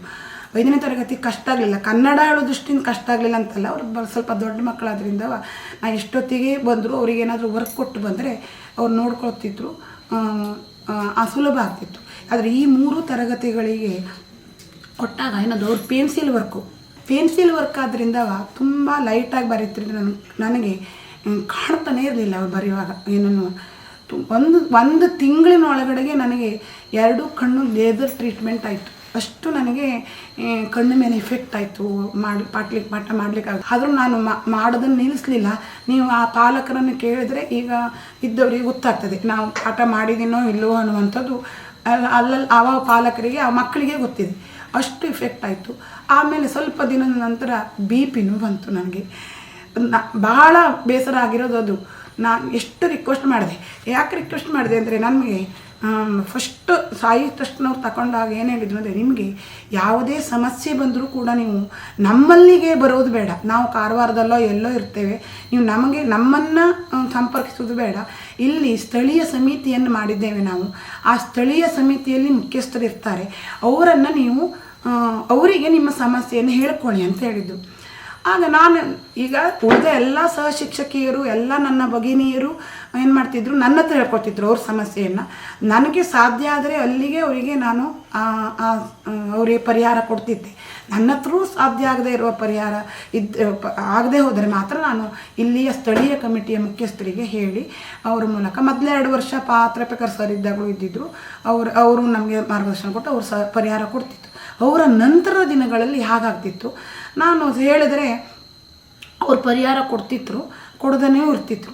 ಕಣ್ಣಿನ ಸಮಸ್ಯೆ ಮತ್ತು ಈ BP ಎಲ್ಲ ಬಂದಿದ್ದರಿಂದ ಆರೋಗ್ಯ ಸ್ವಲ್ಪ ಇದಾದ್ರಿಂದ ಅಷ್ಟು ಹೊತ್ತು 45 ನಿಮಿಷ ಇದ್ದರೂ ಕೂಡ ಯಾವುದೇ ಸಮಯವನ್ನು ಹಾಳು ಮಾಡಲಿಲ್ಲ. ಅದಕ್ಕಾಗಲ್ಲ ಅವ್ರು ಏನು ಮಾಡ್ತಿದ್ರು ಅಂದರೆ ನನಗೆ ಸರಿಯಾದ ಪರಿಹಾರ ಸಿಗಲಿಲ್ಲ. ನನಗೆ ನಿಜವಾದ ಪ್ರಾಬ್ಲಮ್ ಇರುವಂಥದ್ದು ಸಣ್ಣ ಮಕ್ಕಳಿಗೆ ಕಲಿಸ್ಲಿಕ್ಕೆ ಆಗೋದಿಲ್ಲ ಅನ್ನೋದೇ ಚಿಂತೆ ನನಗೆ. ಎಷ್ಟು ಅಯ್ಯೋ ನನ್ನಿಂದ ಮಕ್ಕಳಿಗೇನಾದರೂ ಅನ್ಯಾಯ ಆಗಿಬಿಟ್ರೆ ಹೇಳುವಂಥ ಒಂದು ಚಿಂತೆ ಇತ್ತು. ಅದಕ್ಕಾಗಿ ನಾನು ಪದೇ ಪದೇ ಹೇಳಿದೆ ಆ ಮುಖ್ಯಸ್ಥರಿಗೆ, ಆದರೂ ಲಕ್ಷ್ಯ ಕೊಡಲಿಲ್ಲ ನನ್ನ ಪರಿಹಾರಕ್ಕೆ. ನಾ ಹೇಳೋದಕ್ಕಿಲ್ಲ. ಮತ್ತೆ ಅಂದೆ, ಇಲ್ಲ ಒಂದು ಸಲ ಸೂಚನೆ ಬಂತು, ಇಲ್ಲ ನಿಮಗೆ ಇದು ದೊಡ್ಡ ಕ್ಲಾಸ್ ಕೊಡಲಿಕ್ಕೆ ಆಗೋದಿಲ್ಲ, ನಿಮಗೆ ಆ ಅರ್ಹತೆ ಇಲ್ಲ, ಆ ವಿದ್ಯಾರ್ಹತೆ ಇಲ್ಲ ಅಂದರು. ಅಂದರೆ B.Ed ಆಗಿರಲಿಲ್ಲ, ನನಗೆ B.Ed ಆಗಿರಲಿಲ್ಲ ಅನ್ನುವಂಥ ಜೊತೆ ಅಂದರು ಅವರು. ಆಮೇಲೆ ನನ್ನ ಹತ್ರ ಒಂದು ಸರ್ಕ್ಯುಲರ್ ಇತ್ತು. ಅದ್ರಲ್ಲಿ ಏನಿತ್ತು ಅಂದರೆ, ಪದವಿ ಆದವರು ಹಿರಿಯ ತರಗತಿಯನ್ನು 6-7 ತರಗತಿಯನ್ನು ಮಾಡ್ಬೋದು ಅಂತ ಇಲಾಖಾ ಒಂದು ಸುತ್ತೋಲೆ ಇತ್ತು. ಅದನ್ನು ತಗೊಂಡೋಗಿ ತೋರಿಸಿದೆ. ಅದನ್ನು ತೋರಿಸಿದಾಗ ಅದೆಲ್ಲ ಇಲ್ಲಿ ಪ್ರೈವೇಟಲ್ಲೆಲ್ಲ ನಡೆಯುವುದಿಲ್ಲ, ಅದೆಲ್ಲ ಅದು ಸರ್ಕಾರಿ ಶಿಕ್ಷಕರಿಗೆ ಮಾತ್ರ ಅದು ನಡೆಯುವುದಿಲ್ಲ ಅಂತಂದರು. ನನಗೆ ದೊಡ್ಡ ಕ್ಲಾಸಿಗೆ ಹೋಗಬೇಕು, ನಾನು ಗ್ರೇಟ್ ಆಗಬೇಕು ಅಂತ ನನ್ನ ಉದ್ದೇಶ ಅಲ್ಲಾಗಿತ್ತು. ನಂಗೆ ದೊಡ್ಡ ಕ್ಲಾಸ್ನ ಹಿರಿ ಮಕ್ಕಳು ಸ್ವಲ್ಪ ದೊಡ್ಡ ಮಕ್ಕಳು ಸಿಕ್ಕಿದ್ರೆ ನನಗಷ್ಟು ತ್ರಾಸಾಗೋದಿಲ್ಲ, ಮತ್ತು ನನಗೆ ಹೆಚ್ಚು ಪಾಠ ಮಾಡಲಿಕ್ಕೆ ಸಮಯ ಹೆಚ್ಚು ಸಿಗ್ಬೋದೋ, ನಾನು ಹೆಚ್ಚು ದಿನ ಇಲ್ಲಿ ಇರ್ಬೋದನೋ ಈ ಶಾಲೆಯಲ್ಲಿ ಅನ್ನುವಂಥ ಒಂದು ಆಸೆ. ಆ ಲೆಕ್ಕ ಕೇಳಿದೆ, ಅದು ಆಗೋದಿಲ್ಲ, ಅದನ್ನು ಮಾಡಲಿಕ್ಕೆ ಸಾಧ್ಯ ಇಲ್ಲ ಅಂದರು. ಆಮೇಲೆ ಎಲ್ಲ ನಾನು ಸ್ವಲ್ಪ 15 ದಿವಸ ಮೊದಲು ನಾನು ಇನ್ನು ಸಾಧ್ಯ ಆಗೋದಿಲ್ಲ, ನನ್ನಿಂದ ಮಕ್ಕಳಿಗೆ ಅನ್ಯಾಯ ಆಗ್ತದೆ, ಇದು ಕಷ್ಟ, ನಾನು ನಡೆಸ್ಕೊಂಡು ಹೋಗೋದು, ನನ್ನ ಕ್ಲಾಸ್ ತರಗತಿಯನ್ನು ನಡೆಸೋದೇ ನನಗೆ ಕಷ್ಟ ಆಗ್ತದೆ ಅಂತ ತಿಳ್ಕೊಂಡು ನಾನು ವಿಷಯ ತಿಳಿಸಿದೆ, ಕಮಿಟಿಗೆ ತಿಳಿಸಿದೆ. ಅವರು ಬಂದು ನನ್ನನ್ನು ಕರೆದರು. ಮೇಲೆಲ್ಲ ಅಲ್ಲಿಯ ಪದಾಧಿಕಾರಿಗಳೆಲ್ಲರೂ ಇದ್ದರು. ಕರೆದು ಮತ್ತಲ್ಲಿಯ ಈ ಶಾಲೆ ಏನು ಮುಖ್ಯಸ್ಥರಿದ್ದಾರೋ ಅವರ ಹತ್ರ ಕೇಳಿದ್ರು, ಇದೇನು ಬದಲಾವಣೆ ಮಾಡಲಿಕ್ಕೆ ಆಗ್ತದೆ, ಅವರಿಗೆ ದೊಡ್ಡ ಕ್ಲಾಸನ್ನು ಕೊಡಲಿಕ್ಕೆ ಸಾಧ್ಯ ಇದೆಯೋ ಅಂತ ಕೇಳಿದ್ರು. ಅವರು ಒಂದೇ ಮಾತಂದರು, ಅಫಿಷಿಯಲ್ಲಾಗಿ ಆಗೋದಿಲ್ಲ, ಅವರಿಗೆ ಆ ಒಂದು ಅರ್ಹತೆ ಇಲ್ಲ, ಅನ್ಅಫಿಷಿಯಲ್ಲಾಗಿ ನಿಮಗೆ ಬಿಟ್ಟಿರೋದು ಅದು ಅಂತ ಎದ್ದು ಹೋಗ್ಬಿಟ್ರು ಅವ್ರು ಹೇಳಿಬಿಟ್ಟು. ಆಗ ಪಾಪ ಅವ್ರು ಹೇಳಿದ್ರು, ಅವರು ಹೇಳಲಿಲ್ಲ ಅಂತಲ್ಲ, ಅವ್ರು ಹೇಳೋದನ್ನು ಇವರಿಗೆ ಗೊತ್ತಿಲ್ಲ, ಅವರಲ್ಲಿ ಯಾವ ರೀತಿ ಅಂಡರ್ಸ್ಟ್ಯಾಂಡಿಂಗ್ ಇದೆಯೋ ಅಥವಾ ಅವರಲ್ಲಿ ಯಾವ ರೀತಿ ಮಾತಾಡ್ಕೊಂಡಿದ್ರು ನನಗೆ ಗೊತ್ತಿಲ್ಲ. ಅದು ಆಗಿ 15 ದಿವಸ ಆದರೂ ನನಗೆ ಯಾವುದೇ ಸೂಚನೆ ಬರಲಿಲ್ಲ, ನಿಮಗೆ ದೊಡ್ಡ ಕ್ಲಾಸ್ ಕೊಡ್ತೇನೆ ಅಥವಾ ನಿಮಗೆ ನೀವು ಈ ಥರದ್ದು ಮಾಡಿ ಅಂತ. ಅದರ ಮಧ್ಯದಲ್ಲೂ ಕೂಡ ನಾನು ತುಂಬ ಸಲ ನಮ್ಮ ಅಲ್ಲಿ ನನಗೆ ಯಾರನ್ನು ಸಂಪರ್ಕ ಮಾಡಿ ಹೇಳಿ ಅಂತ ಹೇಳಿದ್ರು ಅವರಿಗೆ ಹೇಳ್ತಾನೇ ಇದ್ದೆ, ನನಗೆ ಆಗ್ತಾ ಇಲ್ಲ ನನಗೆ. ಆದರೆ ಒಂದು ದಿವಸ ಹೀಗೆ ನಾನು ತರಗತಿಯನ್ನು ಮುಗಿಸಿ ಬರುವಾಗ ನನ್ನ ಮೇಲಧಿಕಾರಿಗಳು ಸಿಕ್ಕಿದ್ರು. ಅವ್ರ ಹತ್ರ ಅಂದೆ, ಸರ್ ನನಗೆ ಆವತ್ತು ಮೊದಲನೇ ದಿವಸ ನಾನು ಆಸ್ಪತ್ರೆಗೆ ಹೋಗಿ ಬಂದಿದ್ದೆ, ಆವಾಗ ಹೇಳಿದೆ, ಸರ್ ನಾನು ಬಿಟ್ಟು ಹೋಗುವಂಥ ಸಂದರ್ಭಕ್ಕೆ ನನ್ನ ಮಕ್ಕಳು ನನಗೆ ಗಿಫ್ಟ್ ಕೊಟ್ಟಿದ್ದಾರೆ ಅಂತ. ಅವರು ಆಶ್ಚರ್ಯವಾಗಿ ಕೇಳಿದ್ರು, ಏನು ಕೊಟ್ಟರು ಅಂತ ಕೇಳಿದ್ರು. ಏನೂ ಕೊಟ್ಟು ಇದನ್ನಲ್ಲಿ ಹೇಳಬೇಕೋ ಬೇಡವೋ ಗೊತ್ತಿಲ್ಲ, ಆದರೆ ಮನಸ್ಸಿನಲ್ಲಿ ಒಂಥರ ನೋವಿದೆ, ಆ ಕಾರಣಕ್ಕಾಗಿ ಹೇಳ್ತಾ ಇದ್ದೇನೆ. ಗಿಫ್ಟ್ ಕೊಟ್ಟರು ಅಂತ ಹೇಳಿದಾಗ ಅವರು ಏನು ಅಂತ ಕೇಳಿದ್ರು. ನನಗೆ BP-ಯನ್ನು ಇರಲಾಗಿತ್ತು, ಈ ಕ್ಲಾಸ್ಗಳನ್ನು ತರಗತಿ ತಗೊಂಡ ಮೇಲೆ ನನಗೆ BP ಬಂತು. ಹಾಗೆ 2 ಕಣ್ಣು ಲೇಸರ್ ಟ್ರೀಟ್ಮೆಂಟ್ ಆಯಿತು, ಕಣ್ಣಿನ ಒಂದು ತೊಂದರೆನೂ ಬಂತು. ಅದಕ್ಕಾಗಿ ಇನ್ನು ಮುಂದೆ ನನಗೆ ಆಗ್ತದೆಯೋ ಇಲ್ಲೋ ಪ್ರಶ್ನೆ ಅಲ್ಲ, ಆ ಮಕ್ಕಳಿಗೆ ಅನ್ಯಾಯ ಆಗಬಾರ್ದು. ಅದಕ್ಕಾಗಿ ನಾನು ನವೆಂಬರ್ 14ರವರೆಗೆ ಅಷ್ಟೇ ಕೆಲಸ ಮಾಡ್ತೇನೆ, ಅದಕ್ಕೂ ಮುಂದೆ ನಾನು ಬರುವುದಿಲ್ಲ, ಮಕ್ಕಳಿಗೆ ಅನ್ಯಾಯ ಆಗಬಾರ್ದು ಅಂತ ಹೇಳಿದೆ. ಅಲ್ಲಿವರೆಗೂ ನಾನು ಕಾದೆ. ಅಲ್ಲಿವರೆಗೂ ನನಗೆ ಯಾರು ನಿಮಗೆ ಹಂಗಾರೆ ಬದಲಾಯಿಸ್ಕೊಡ್ತೇನೆ ಅಂತಾಗಲಿ ಅಥವಾ ನಿಮ್ಮ ವರ್ಕನ್ನು ಕಡಿಮೆ ಮಾಡ್ಕೊಳ್ತೇನೆ ಅಂತಾಗಲಿ ಅಂತ ಯಾರು ನನಗೆ ಆ ಒಂದು ಸೂಚನೆ. ಆ ಕಾರಣಕ್ಕಾಗಿ ನಾನು ಆ ದೇವಿಯ ಸನ್ನಿಧಿಗೆ ಹೋಗುವಂಥ ಸಂದರ್ಭ ಬಂತು. ಮತ್ತು ಆ ತಾಯಿ ನನ್ನನ್ನು ಅಲ್ಲಿಗೆ ಕರೆಸ್ಕೊಂಡ್ಳು. ಅಲ್ಲಿಗೆ ಹೋದ ಮೇಲೆ ತುಂಬ ಪಾಲಕರಿಗೆ ನಾನು ಈ ಶಾಲೆಯನ್ನು ಬಿಡುವ ನಿರೀಕ್ಷೆಯೇ ಇರಲಿಲ್ಲ. ತುಂಬ ಪಾಲಕರು ನನಗೆ ಕಾಲ್ ಮಾಡಿದ್ರು. ನನ್ನ ಬರುವಿಕೆ ಅಮ್ಮನವ್ರ ಮನೆಯಿಂದ ಬರುವಾಗ ನನ್ನನ್ನು ಮಾತಾಡಿಸಿದ್ರು. ಅವರಿಗೆ ರಾಶಿ ಜನರಿಗೆ ಅದೊಂಥರ ಶಾಕ್ ಆಗಿದೆ ಅಂತೆ. ಆಮೇಲೆ ಬಂದು ಹೇಳಿದ್ರು, ನೀವು ಒಂದು ಚೂರು ಸೂಚನೆ ಸಿಕ್ಕಿದ್ರೂ ಕೂಡ ನಾವು ನಿಮಗೆ ಹೋಗ್ಲಿಕ್ಕೆ ಬಿಡ್ತಿರ್ಲಿಲ್ಲ ಅಂತಂದರು ಅಲ್ಲಿಗೆ. ಆದರೆ ನನಗೆ ಇನ್ನೊಂದು ಕಾರಣ ಇತ್ತು. ನಾವು ಏನು ಭಾರತೀಯ ಸಂಸ್ಕೃತಿಯನ್ನು ಬಿತ್ತಿ ಬೆಳೆಸಿ ಬೆಳೆಸುವಂಥ ಒಂದು ಅಡಿಪಾಯವನ್ನು ಹಾಕ್ಕೊಂಡಿದ್ವೋ ಅದು ಸ್ವಲ್ಪ ಕಡಿಮೆ ಆಗ್ತಾ ಬಂದಿತ್ತು. ಯಾಕೆಂದರೆ ನನಗೆ ಹೇಳ್ತಾಯಿದ್ರು, ಪ್ರಾರ್ಥನೆ ನಮ್ಮಲ್ಲಿ ಈಗ ಏನು ನಡೀತಾ ಇದೆ ಅದೊಂದು ದಿನ ಕೇಳ್ತಾ ಇದ್ದೇನೆ ನಾನು, ಏ ಹಂಸವಾಹಿನಿ ಜ್ಞಾನದಾಯಿನಿ ಹೇಳುವಂಥ ಒಂದು ಹಾಡು, ಅದು ನಾನು 95ರಲ್ಲಿ ಪ್ರಾರಂಭದಲ್ಲಿ ನಾವು ಅದನ್ನು ಪ್ರಾರ್ಥನಾ ಗೀತೆಯನ್ನಾಗಿ ಮಾಡ್ಕೊಂಡಿದ್ದೇವೆ. ಈ ಪ್ರಾರ್ಥನಾ ಗೀತೆ ಅದು ನಾನು ಮೊದಲು ಶಾಲೆಯಲ್ಲಿ ಕೆಲಸ ಮಾಡಿದನೋ ಅಲ್ಲಿಂದ ತಂದುಕೊಂಡಿದ್ದೆ. ಹಿಂದೂ ಸೇವಾ ಪ್ರತಿಷ್ಠಾನದ ಒಂದು ಪ್ರಾರ್ಥನಾ ಗೀತೆ ಅದು, ಏ ಹಂಸವಾಹಿನಿ. ಅದು ಈಗಲೂ ನಡೀತಾ ಇದೆ. ಭಾಳ ಖುಷಿ ಆಗ್ತದೆ, ರೋಡಲ್ಲಿ ಹೋಗುವಾಗ ಅದನ್ನು ಕೇಳಿಸ್ಕೊಳ್ತೇನೆ.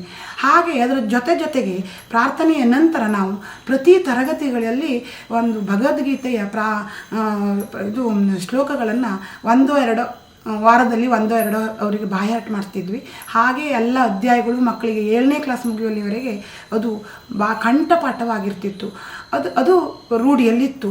ಅದು ಆವಾಗ ಕಾರಣ ಇಷ್ಟೇ, ನಾವು ಆ ಮೊದಲೇ ಪ್ರಾರ್ಥನೆ ಆದ್ಕೊಳ್ಳೇ ಯಾಕೆ ಮಾಡ್ತಿದ್ವಿ ಅಂದರೆ, ತರಗತಿಗಳಿಗೆ ಪ್ರಾರ್ಥನೆ ಆದ್ಕೊಳ್ಳೆ ಮಕ್ಕಳೆಲ್ಲ ಅವರವರ ತರಗತಿಗಳಿಗೆ ಹೋದ್ಮೇಲೆ ಶಿಕ್ಷಕರು ಅವರು ಇದಕ್ಕೆ ಸ್ಟಾಪಿಗೆ ಹೋಗಿ ಚಾಪೀಸು ಮತ್ತು ಅವರ ಬೋಧನೋಪಕರಣವನ್ನು ತಗೊಂಡು ಬರುವಲ್ಲಿವರೆಗೆ ಮಕ್ಕಳು ಗಲಾಟೆ ಮಾಡಬಾರ್ದು. ಅದರ ಜೊತೆಗೆ ಆ ಸಮಯವನ್ನು ಇದಕ್ಕಾಗಿ ಉಪಯೋಗಿಸ್ಕೊಳ್ಬೇಕು, ಸದುಪಯೋಗ ಆಗಲಿ ಮತ್ತು ಮಕ್ಕಳಿಗೆ ಆ ಒಂದು ಸಂಸ್ಕಾರ ಬರಲಿ ಅನ್ನುವಂಥದ್ದೊಂದು ನಾವು 95ರಿಂದಲೂ ಪ್ರಾರಂಭ ಮಾಡಿದ್ವಿ. ಭಗವದ್ಗೀತೆ ಅಂದ ತಕ್ಷಣ ಅದು ಯಾವುದೇ ಧರ್ಮ ಪ್ರಚಾರಕ್ಕಾಗಿ ಅಲ್ಲ, ಆ ಸ್ಪಷ್ಟ ಒಂದು ಉಚ್ಚಾರಣೆ ಇರ್ತದಲ್ಲ, ಅದು ಕಠಿಣವಾದ ಶಬ್ದ, ಸಂಸ್ಕೃತ ಶಬ್ದಗಳು, ಅದನ್ನು ಅವ್ರ ಮಕ್ಕಳು ಅದನ್ನು ಹೇಳೋದ್ರಿಂದ ಮಕ್ಕಳ ಸ್ಪಷ್ಟ ಉಚ್ಚಾರ ಅವರಿಗೆ ಆಗ್ತದೆ ಹೇಳುವಂಥ ಅದೊಂದು ವೈಜ್ಞಾನಿಕ ಕಾರಣವೂ ಇತ್ತು. ಅದಕ್ಕಾಗಿ ನಾವು ಮಾಡ್ತಾಯಿದ್ವಿ. ಹಾಗೆ ಒಂದು ದಿವಸ ನಾವು ಅಲ್ಲಿ ಇರುವಾಗಲೇ ಪ್ರಾರ್ಥನೆ ಆದ ತಕ್ಷಣ ಮಕ್ಕಳು ಸ್ಟಾರ್ಟ್ ಮಾಡಿದ್ರು. ತುಂಬ ದಿನ ನಮಗೆ ಅಲ್ಲಿಯ ಮುಖ್ಯಾಧಿಕಾರಿಯೊಬ್ಬರು ಹೇಳಿದ್ರು, ಅದನ್ನು ನಿಲ್ಲಿಸ್ರಿ, ಅದನ್ನು ಯಾಕೆ ಹೇಳ್ತಾರೆ, ಅದನ್ನು ನಿಲ್ಲಿಸ್ರಿ ಅಂತಂದರು. ಇಲ್ಲ, ನಿಲ್ಲಿಸ್ತಾರೆ ಅದನ್ನು. ಇನ್ನು ಮುಂದೆ ಈ ಮಕ್ಕಳು ಟೀಚರ್ಸ್ ಕ್ಲಾಸಿಗೆ ಹೋದ ತಕ್ಷಣ ಅದು ನಿಲ್ತದೆ ಮತ್ತು ಪಾಠ ಸ್ಟಾರ್ಟ್ ಆಗ್ತದೆ, ಅಲ್ಲಿವರೆಗೆ ಅಷ್ಟಕ್ಕೆ ಅದು ಅಂತ ಹೇಳಿದೆ. ಇಲ್ಲ ಅಂತ ಮತ್ತೊಂದು ದಿವಸ ಅಂದರು. ಸ್ಟಾರ್ಟ್ ಆದ ತಕ್ಷಣ, ಏನು ರೀ ಅದು ಪಾಠಶಾಲೆ ಕೆಟ್ಟೋಯ್ತಾ, ಅದನ್ನು ಅಲ್ಲಿ ನಿಮ್ಮ ಹತ್ರ ಆವತ್ತೇ ಹೇಳಿದ್ದೇನೆ ಅದರ ಬಂದ್ ಮಾಡಿ ಅಂತ, ನೀನು ನಿಲ್ಲಿಸಲಿಲ್ಲ. ನಾನು ಬಂದ್ ಮಾಡಿದ್ರೆ ಅದು ಬೇರೆ ನವನೇ ಆಗ್ತದೆ, ಅದು ಬೇರೆ ಥರ ಆಗ್ತದೆ, ನೀವೇ ಅದನ್ನು ಸ್ಟಾಪ್ ಮಾಡಬೇಕು ಅಂತಂದರು. ನಿಜವಾಗ ಹೇಳಬೇಕು, ನನಗೆ ಸ್ಟಾಪ್ ಮಾಡೋದು ದೊಡ್ಡದಲ್ಲ, ಆದರೆ ನಾನು ನಿಮ್ಮ ಹತ್ರ ಮೊದಲೇ ಹೇಳಿದ ಹಾಗೆ ಸ್ವಲ್ಪ ಆಧ್ಯಾತ್ಮಿಕ ಹಿನ್ನೆಲೆಯಿಂದ ಬಂದವ. ನನಗೆ ಅದರಲ್ಲಿ ಬಹಳ ಭಕ್ತಿ ಮತ್ತು ಶ್ರದ್ಧೆ. ನಾನೇನಾದ್ರು ನಿಲ್ಲಿಸಿದ್ರೆ ನನ್ನ ಪಾಪ ಪ್ರಜ್ಞೆ ನನಗೆ ಕಾಡ್ತಿತ್ತು. ಅದು ಒಂದು ನಾನು ಆ ಶಾಲೆಯನ್ನು ಬಿಡಲಿಕ್ಕೆ ಇದು ಒಂದು ಕಾರಣ ಆಗಿದೆ. ಆದರೆ ನನಗೆ ಅದನ್ನೆಲ್ಲ ನಿಲ್ಲಿಸ್ಲಿಕ್ಕೆ ಮನಸ್ಸಿಲ್ಲ, ಮಾಡದೇ ಇರಲಿಕ್ಕೂ ಆಗೋದಿಲ್ಲ ಅಲ್ಲಿದ್ದ ಮೇಲೆ. ಅದು ಒಂದು. ಇನ್ನೊಂದು, ನಾನು ಅಲ್ಲಿ ಬಿಟ್ಟ ಮೇಲೆ ತುಂಬ ಜನರ ಹತ್ರ ಅಲ್ಲಿಯ ಅಧಿಕಾರಿಗಳು, ಯಾರು ಅಂತ ಹೆಸರು ಬೇಡ, ಅಧಿಕಾರಿಗಳು ನನಗೆ ಮಾನಸಿಕ ಆಗಿ ಬಿಟ್ಟೋದ್ರು ಅಂತ ಒಂದು ಗುಲ್ಹಬ್ಬಿಸಿದ್ರು. ಬೇಡ, ಯಾರ ಹತ್ರ ಬೇಡ, ನನ್ನ ಯಜಮಾನ್ರ ಹತ್ರನೇ ಬಂದುಕೊಂಡು ಮುಖಾಂಬೆಗೆ ಕಡಿಮೆ ಆಗಿದೆಯಾ ಅಂತ ಹಿಂಗೆ ಮಾಡಿದ್ರಂತೆ. ಅವ್ರಿಗೆ ಭಾಳ ಶಾಕ್ ಆಗಿದೆ ಆವತ್ತು ಬಂದು ಅವ್ರಿಗೆ ಕೇಳಿದಾಗ. ಎಂಥದ್ದು ಆಗಲಿಲ್ಲ, ಅವರು ಅಮ್ಮನವ್ರ ಮನೆಗೆ ಹೋಗಿದ್ಲು, ಅವಳು ಚೆನ್ನಾಗೇ ಇದ್ದಾಳೆ ಅಂತಂದರು. ಅದ್ರ ಹೊರತಾಗಿ ನನಗೆ ಕೇಳುವಾಗೂ ಕೂಡ, ನಾನು ನೋಡುವಾಗೂ ಕೂಡ, ನಾನು ಇರುವ ಸ್ಥಳಕ್ಕೆ ಬಂದು ಆ ಮಾತನ್ನಾಡಿದ್ದಾರೆ. ಏನೋ ವಿಷಯದಲ್ಲಿ ಮಾತಾಡ್ತಾ ಅವರನ್ನು ಇಲ್ಲೇ ಇದ್ದಾರೆ ಅಂತ ಹೇಳೋ ಸಂದರ್ಭ ಬಂದಾಗ ಅವರು ಬೇಡ ಅವ್ರನ್ನ ಏನೂ ಕೇಳಬೇಡಿ, ಅವಳಿಗೆ ಹೆಚ್ಚಾಗ್ಬಿಡ್ತದೆ, ಮಾನಸಿಕ ಹೆಚ್ಚಾಗ್ಬಿಡ್ತದೆ ಅಂತ ಹೇಳಿದ್ರು. ನಾನು ಅಲ್ಲಿ ಕೇಳಿಸ್ಕೊಂಡಿದ್ದೇನೆ, ಆ ಮಾತನ್ನು ಮಾತ್ರ ನಾನು ತುಂಬ ಕೇಳಿಸ್ಕೊಂಡಿದ್ದೇನೆ. ಆದರೆ ನಾನು ಅವರು ಎಷ್ಟು ಅರ್ಧ ಗಂಟೆ ಮಾತಾಡಲಿ, ಮುಕ್ಕಾಲು ಗಂಟೆ ಮಾತಾಡಲಿ, ಗಂಟೆ ಮಾತಾಡ್ರು ನಾನು ಅಲ್ಲಿ ಹೋಗಿ ಕೇಳಲಿಕ್ಕೆ ಹೋಗಲಿಲ್ಲ. ಯಾಕೆ ಅಂದರೆ, ನಾನು ಸರಿಯಾಗಿದ್ದಾಗ ಯಾರೋ ಏನೋ ಹೇಳ್ತರು ಅಂತಂದ್ರೆ ನಾನು ಅದಕ್ಕೆ ತಲೆ ಕೆಡಿಸ್ಕೊಳ್ಬೇಕು. ಮಾನಸಿಕ ಆಗೋದಿದ್ರೆ ಆ ದೇವಿ ಸನ್ನಿಧಿಯಲ್ಲಿ ಯಾಕೆ ಹೋಗಿ ನಾನು ಕೆಲಸ ಮಾಡ್ತಿದ್ದೆ. ಅದಕ್ಕಾಗಿ ಅದು ಒಂದು ಬಹಳ ನೋವನ್ನು ನನಗೆ ತಂದು ಕೊಟ್ಟಿದೆ. ಇದೆಲ್ಲ ತಾತ್ಪರ್ಯ ಇಷ್ಟೇ. ಆ ಶಾಲೆಯ ಬಗ್ಗೆ ಎಲ್ಲರೂ ಹೇಳ್ತಾ ಇರುವಾಗ ನಾನು ಮಾತಾಡದೇ ಇರುವುದು ತಪ್ಪಾಗ್ತದೆ. ಯಾಕೆಂದರೆ ಹೈಸ್ಕೂಲಲ್ಲಿ ಕಲಿತಿದ್ದೇನೆ, ಕಾಲೇಜಿನಲ್ಲಿ ಓದಿದ್ದೇನೆ, ಅಲ್ಲಿಯೇ ಈ ಶಿಕ್ಷಕ ತರಬೇತಿಯನ್ನೂ ಪಡೆದಿದ್ದೇನೆ. ಅಲ್ಲಿಯ ಋಣ ನನಗೆ ತುಂಬ ಇದೆ. ಆ ಸಂಸ್ಥೆಯ ಋಣ ನನ್ನ ಮೇಲೆ ಬಹಳ ಇದೆ. ನನಗೆ ಏನಾದರೂ ಒಂದು ಅಲ್ಲಿ ಇದ್ದವರಿಗೆಲ್ಲ ಈಗ ಧನ್ಯವಾದ ಹೇಳಬೇಕು ಅಂತಂದರೆ ಇದೇ ಒಂದು ಅವಕಾಶ. ಆ ಕಾಲದಲ್ಲಿ ನನಗೆ ವಿದ್ಯೆ ಕೊಟ್ಟು, ನನಗೆ ವಿದ್ಯೆ ಕಲಿಸಲು ಅವಕಾಶ ಕೊಟ್ಟು, ನನಗೆ ಅನ್ನ ಕೊಟ್ಟು, ನನಗೆ ಇಷ್ಟೊಂದು ಮಾಡಿದಂಥ ಅಲ್ಲಿಯ ಎಲ್ಲ ಆ ಒಂದು ಹಿಂದಿನ ಈಗಿನ ಆಡಳಿತ ಮಂಡಳಿಗೆ ಧನ್ಯವಾದ ಹೇಳಬೇಕಾಗಿದೆ. ಹಾಗೂ ಎಲ್ಲ ಊರ ನಾಗರಿಕರು ನನಗೆ ತುಂಬ ಸಹಕಾರ ಕೊಟ್ಟಿದ್ದಾರೆ. ಊರ ಹಿರಿಯರು ಎಲ್ಲರೂ ನನ್ನನ್ನು ಹಾರೈಸಿದ್ದಾರೆ. ಆ ಸಲುವಾಗಿ ನಾನು ಈ ವಾಹಿನಿಯ ಮೂಲಕ ನಿಮಗೆಲ್ಲವನ್ನೂ ಕೊನೆಯದಾಗಿ ಒಂದು ಮಾತು, ನಾವು ಮುಖ್ಯ ಶಿಕ್ಷಕಿಯಾಗಿರುವಲ್ಲಿವರೆಗೆ ನಮಗೆ 3 ವಿಭಾಗಗಳು ಸೇರಿ ನಾವು ಒಂದೇ ರಾಷ್ಟ್ರಧ್ವಜದ ಅಡಿಯಲ್ಲಿ ರಾಷ್ಟ್ರೀಯ ಕಾರ್ಯಕ್ರಮವನ್ನು ಮಾಡ್ತಾಯಿದ್ದೆವು.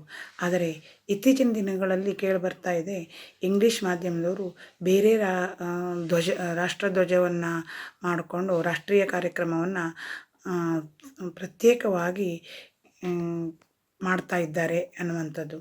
ಆದರೆ ಇದು ಸರಿಯಾದ್ದಲ್ಲ. ಯಾಕೆಂದರೆ ಸಂಸ್ಥೆ ಒಂದೇ ಇರುವಾಗ, ಒಂದೇ ಸಂಸ್ಥೆ ಅಡಿಯಲ್ಲಿರುವ ಎಲ್ಲ ವಿಭಾಗಗಳು ಇವು.